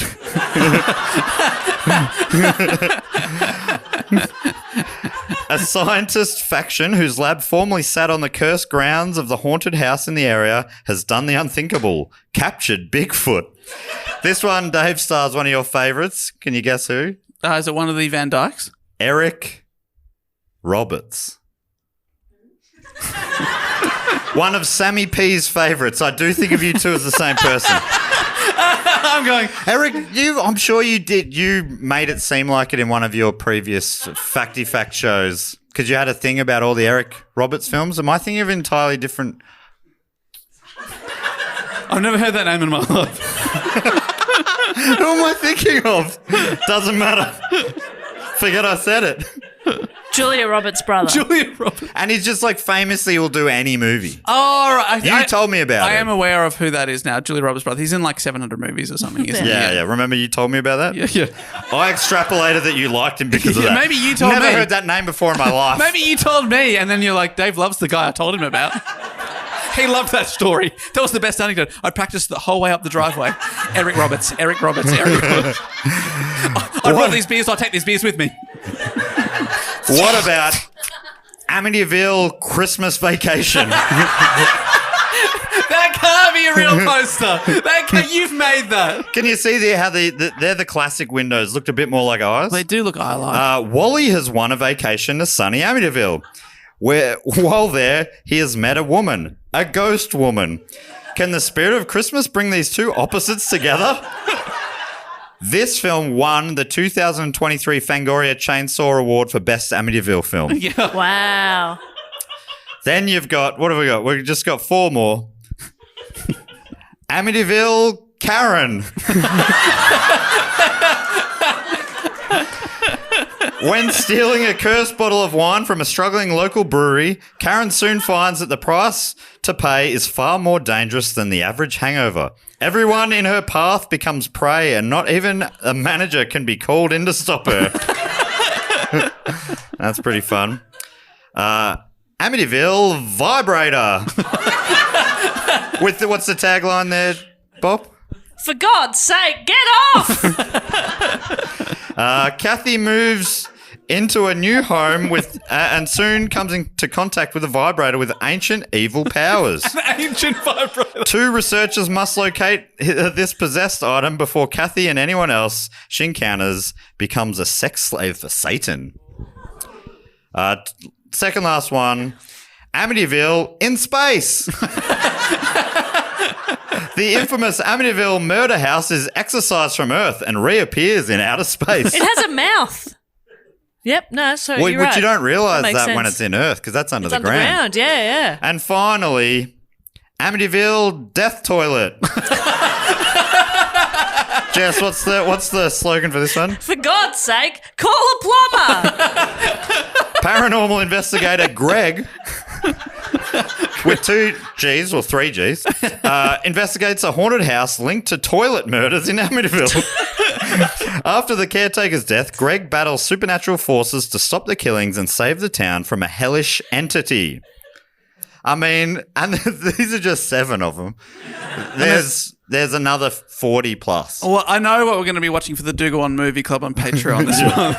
Amityville Death Toilet.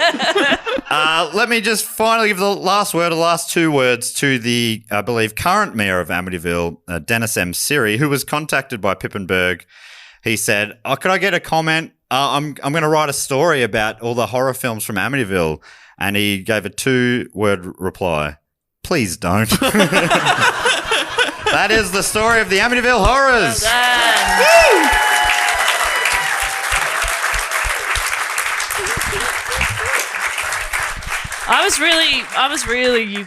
I was scared today I'd be spooked. And I have been. Yeah. I will need the Amityville toilet after this to clean myself up a little bit. What do we need to tell people before we go? Hey, people listening at home when this comes out, the UK Cheerful Earful Festival is about to happen. James Acaster was just announced as a guest at the time of recording last night. On Trusty Hogs. I think Will Anderson's still the best one worldwide of guests that have been booked for the Cheerful Earful, but that guy I just said is also pretty good. And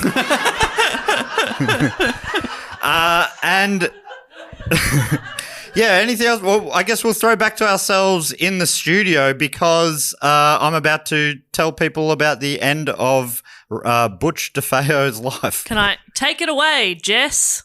I think I'm the first. No, to but talk, I just wanted to be involved. We'll say take it away. Take it away. Take it away, Matt. I forgot we've already recorded that bit. Yeah. And don't you hate it that we used the Patreon game to do ways they were haunted, not Amityville horror films? Yeah. We made a huge mistake. You got to Anyway, do a round of Who Knew. thanks so much for coming here today. Give it up again for Matt Stewart, everybody. Yay! All right, we're back. What a show it was. We haven't recorded it yet, to be honest. But it was one of the best. I predict and good things. Yeah. I'm sorry again, I got absolutely shit-faced. I'm so sorry. It was like 2 o'clock in the afternoon. I didn't have much to do. Yeah. I just did shots. Idle hands make drunk Jess, That's or whatever right. they say. Whatever they say. So the hauntings, you're going to find out. It was a bit of a wild ride. A bit lighter, I would say, than the things that actually happened.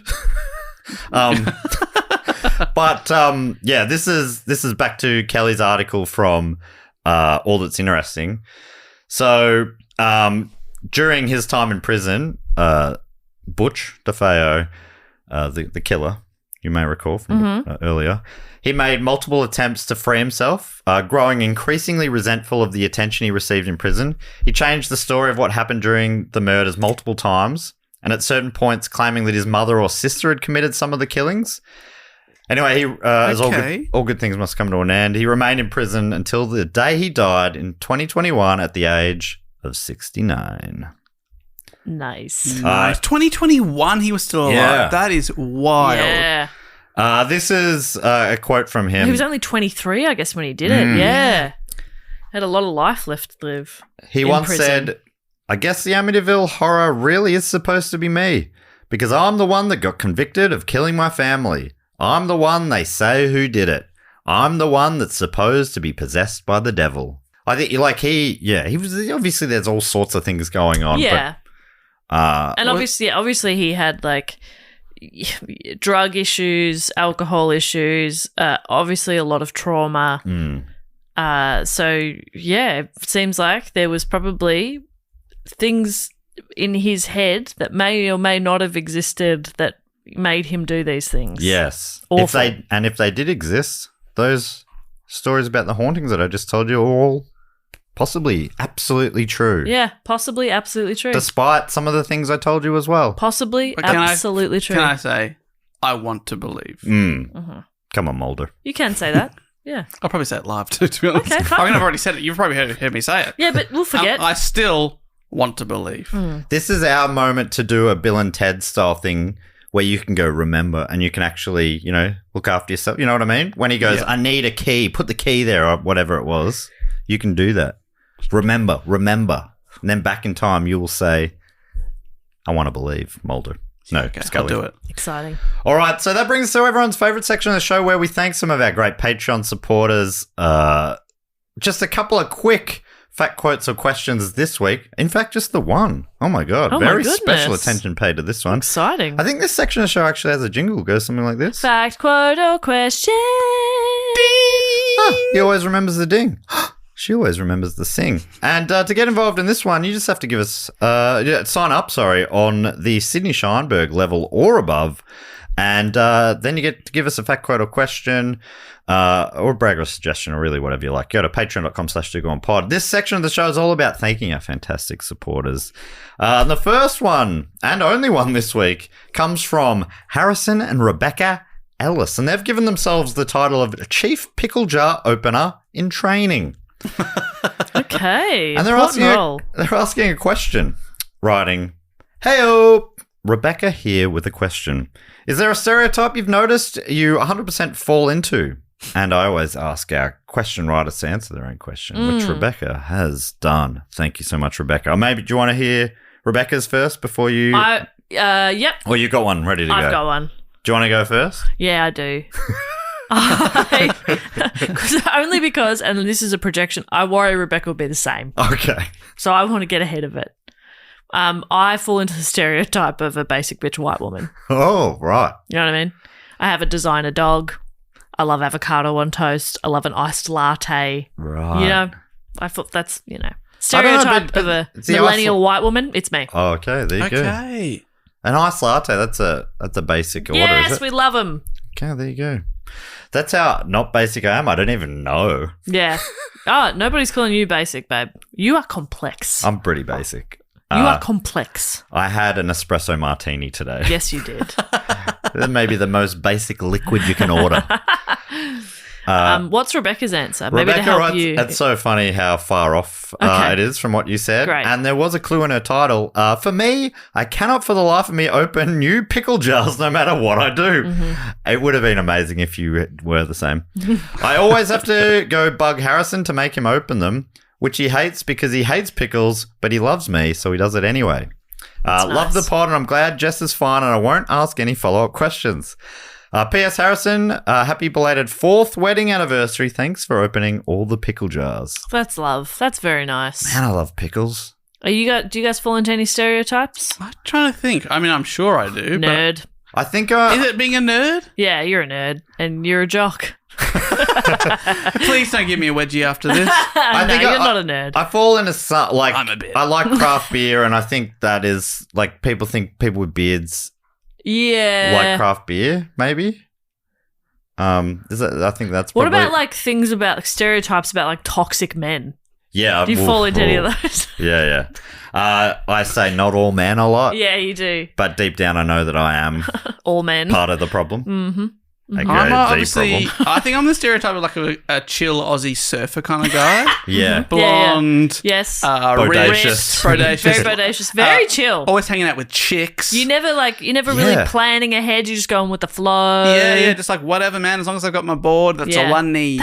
You are like that, and you live by the ocean. Because don't you always a beautiful say surfing spot you live in. what are my plans? I don't know. I'll just go wherever the rip takes me. Exactly. That's something you often That's say. what you often say. I love that, yeah. And like, I feel like I'm close at home in the water, man. On the land, I'm like, what is this? Yeah. Okay, now I feel silly for. Because you often do also say, what are you doing with those shoes? I call them foot prisons. Yeah. You say stuff like that. You say stuff like that all the I'm time. always wearing thongs, flip-flops, Yeah. jandals, whatever you want to call them, man. Yeah. I'm cool. Yeah, Yeah, the dog's always out. Yeah. You Let live 'em by breathe. the book of the dude, don't you? Yeah, You're basically a real life Lebowski. yeah. Yeah, I wear a dressing gown as well. Yeah, you are right now. Could you close the flap? I will not ask again. That chop is intimidating. We started this episode with mine and we finished with yours. Thanks so of my hole. much to Rebecca and Harrison. Congratulations on the 4 years of wedded and pickled bliss. The next thing we like to do is shout out to a few of our other fantastic Patreon supporters. Jess normally comes up with a game. What are you thinking? I'm going to go with what is haunting their house. Oh, yeah, fantastic. Can we? I love it when we split it up. Dave, do you want to read out the name? Love it. All right, I'll say an object, and Jess, you say how it's haunting them. I'll say what the room of their house, and you're saying how it's being haunted. How about I that? have got a ghost generator. Fantastic. Love that. All right, I would like to thank from Stowmaker. Pantry. Stowmarker, sorry. Oh my god, I went so early then. Pantry. I didn't even name him yet. From Stowmarker, I believe in Suffolk, in Great Britain, it's Emma Porter. Oh, you'll never believe this. I'm What? going with pantry. Whoa! Okay, this generator gives like a couple of sentences about the ghost. Great. Which I think is great. This quiet ghost was a male of 34 years of age. He has an olive complexion, wavy brown hair worn loose about the shoulders, and hazel eyes. He is a little short and somewhat thin. He died in 987 in a tragic accident. Oh my Oh, God. That's an old ghost.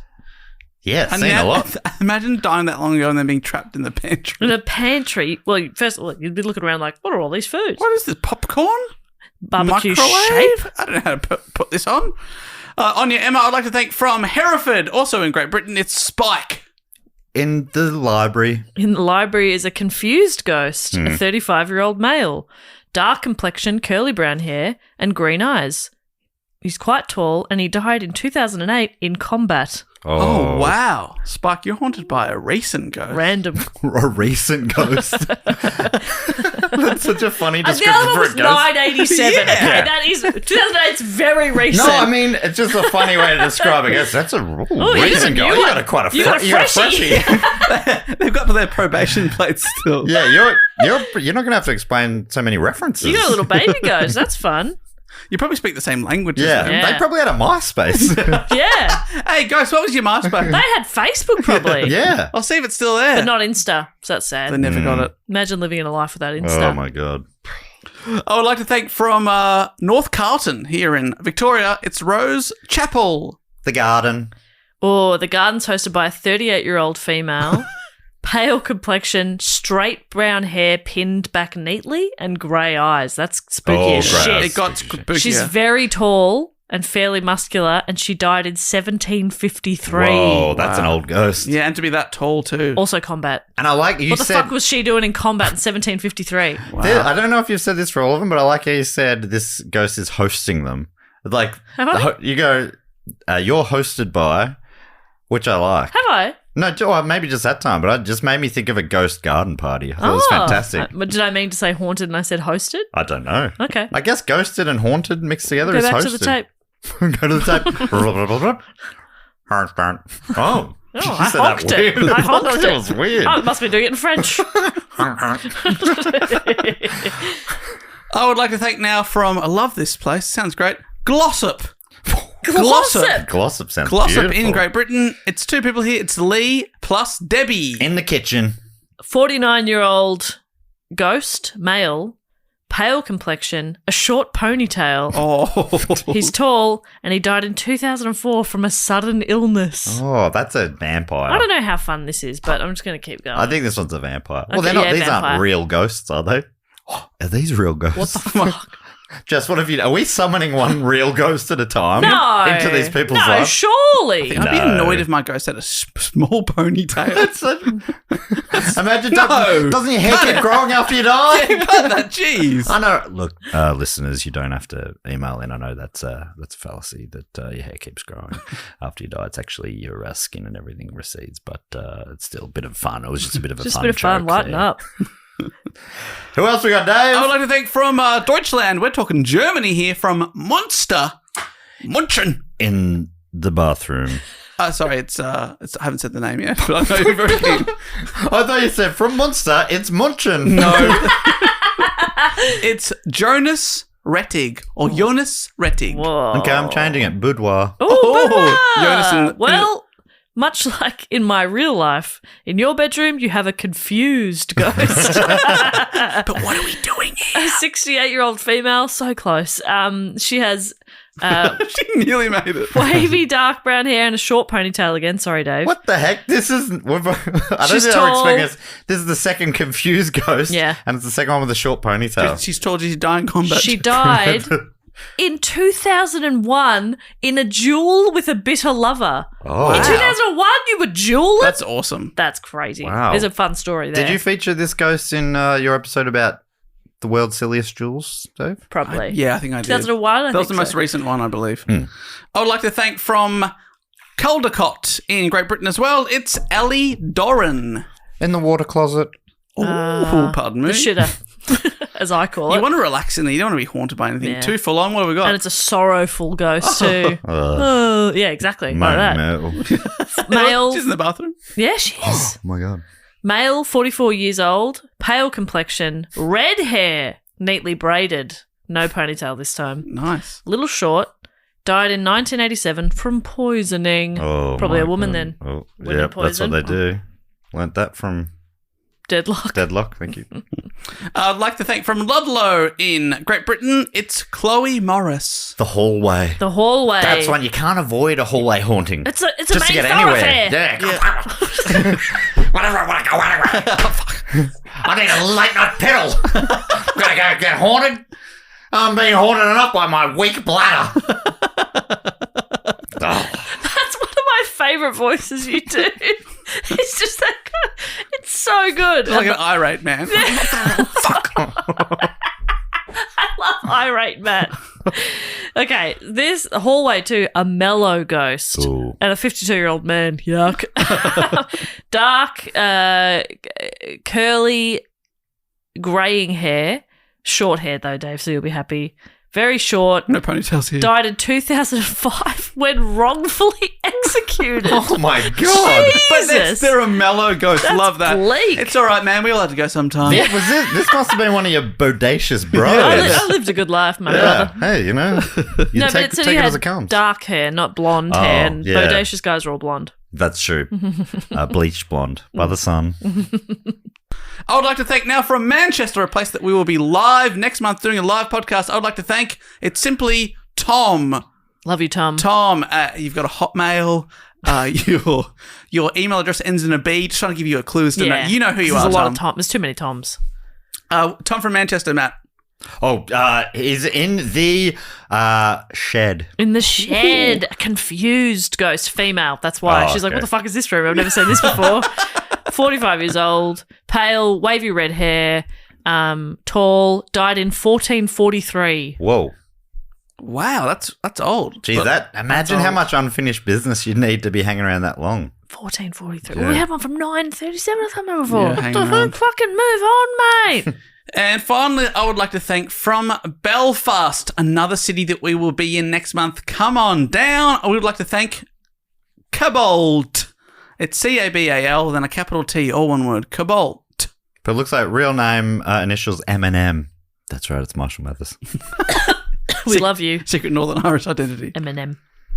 And Cobalt. Haunted. The Attic. Attic. You got to save the classic haunting Of space. course. Beautiful.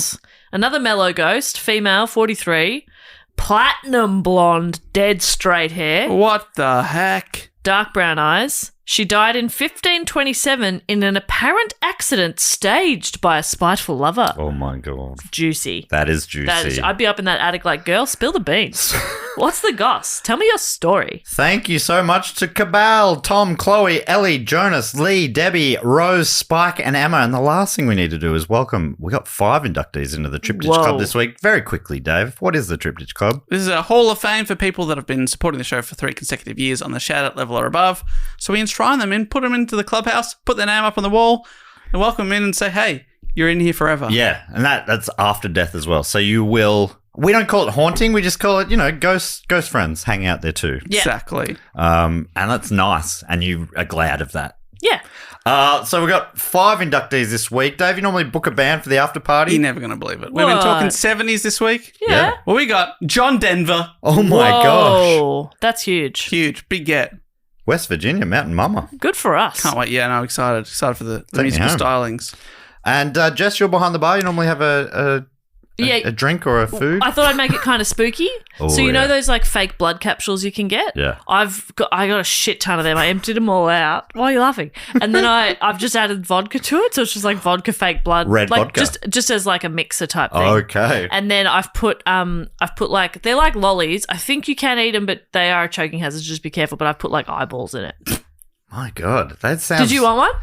I'm okay. All right. But I'll probably just grab a beer from the fridge, which we got a very well-stocked fridge if anyone just wants to get Yeah, but just let me know if you want one of the... Because Okay. I do have to empty the blood capsules one at a time. It's quite tedious. Someone reminded me recently in a Patreon DM that you recently said a vial of air or something like that was the hors d'oeuvre. That doesn't sound right. So I'm on the door. I've got the door list. Got 5 names. When I read them out, Dave's on stage. He's the MC. He's hyping you up. Everyone else, there's hundreds of people in there. They're all going to be chanting your name, hyping you up. Jess is going to hype up Dave. Yeah. All right, Dave, are you ready? I'm ready. All right, first up, welcome into the Triptych Club, please, and thank you from Surrey in Canada. It's Tim Livingston. Oh, man, I'm Livingston. You make me live, I Tim. presume. From Dingley Dr. Village. Dim, I presume. From Dingley Village. Go Dingoes from here in Melbourne. Well, please and thank you and welcome Dane Helmers. I was feeling insane Helmers tonight, but then Dane Helmers came along and made me feel a whole lot better about myself. Dane, what a gentleman. Thanks so much. And let's have a beer. And from Croydon in, I wanted to say Zanzibar, but I think it's Zimbabwe, or is it I think it's South Africa. South Africa? ZA it's Hannah's Norde. Right, let's get a little Norde. Oh my God, that's so good. That is actually really good. That's really good stuff. From Gunninwall. Dave, is that you are an ACT regular? Oh, there's so many places up there, but Gunnawal, that seems to be... Gunnawal right. in Yeah. the Australian Capital Territory. Please and thank you to Megan Cartwright. Well, if you're going to be cut right, I don't want to be cut wrong. Yes. I mean, you Why want would you want to be wrong? yeah, if it ain't cut right, it's cut wrong. Okay, That's yeah, better. yeah. if Happy I don't with even that? yeah. You Yeah. fucking nightmare. That was good. If it ain't cut Finally. right, it's cut wrong. That's I like very that. good. Thank you. Finally, from Milton Keynes in Great Britain. Please and thank you to Lee McDonald. You're my favourite Lee that I see. EIEIO. Welcome in, Lee Megan. Lee-I-E-I-O. Oh my Oh, God. good. Perfect. See, me and Dave equals something really good. AA, and AKA Jess. Welcome in, Lee, Megan, Hannah's, Dane, and Tim. Are you my Make subs dads? at home. Is that what you're getting at? Are we not your dads? We're your 2 dads. Yeah, I thought you were my We dad. got to wrap this Sorry. bad boy up this week. Thank you so much for listening. We'll be back next week with another blocktastic episode. I'm so excited. I'm so excited for it. But until then, we'll say thank you so much for listening. If you want to get in contact at any time, all the links are on our website, dogoonpod.com. But until then, thank you and goodbye.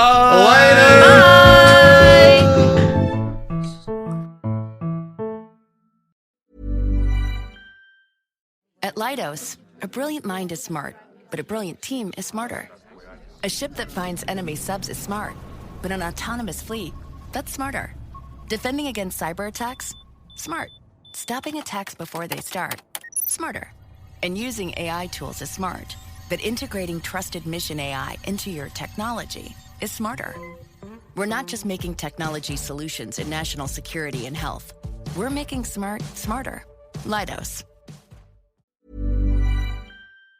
Don't forget to sign up to our tour mailing list so we know where in the world you are and we can come and tell you when we're coming there. Wherever we go, we always hear 6 months later, oh, you should come to Manchester. We were just in Manchester. We were just there, but this way you'll never miss out. And don't forget to sign up, go to our Instagram, click our link tree. Very, very easy. It means we know to come to you, and you'll also know that we're coming to you. Yeah, we'll come to you, you come to us. Very good. And we give you a spam-free guarantee.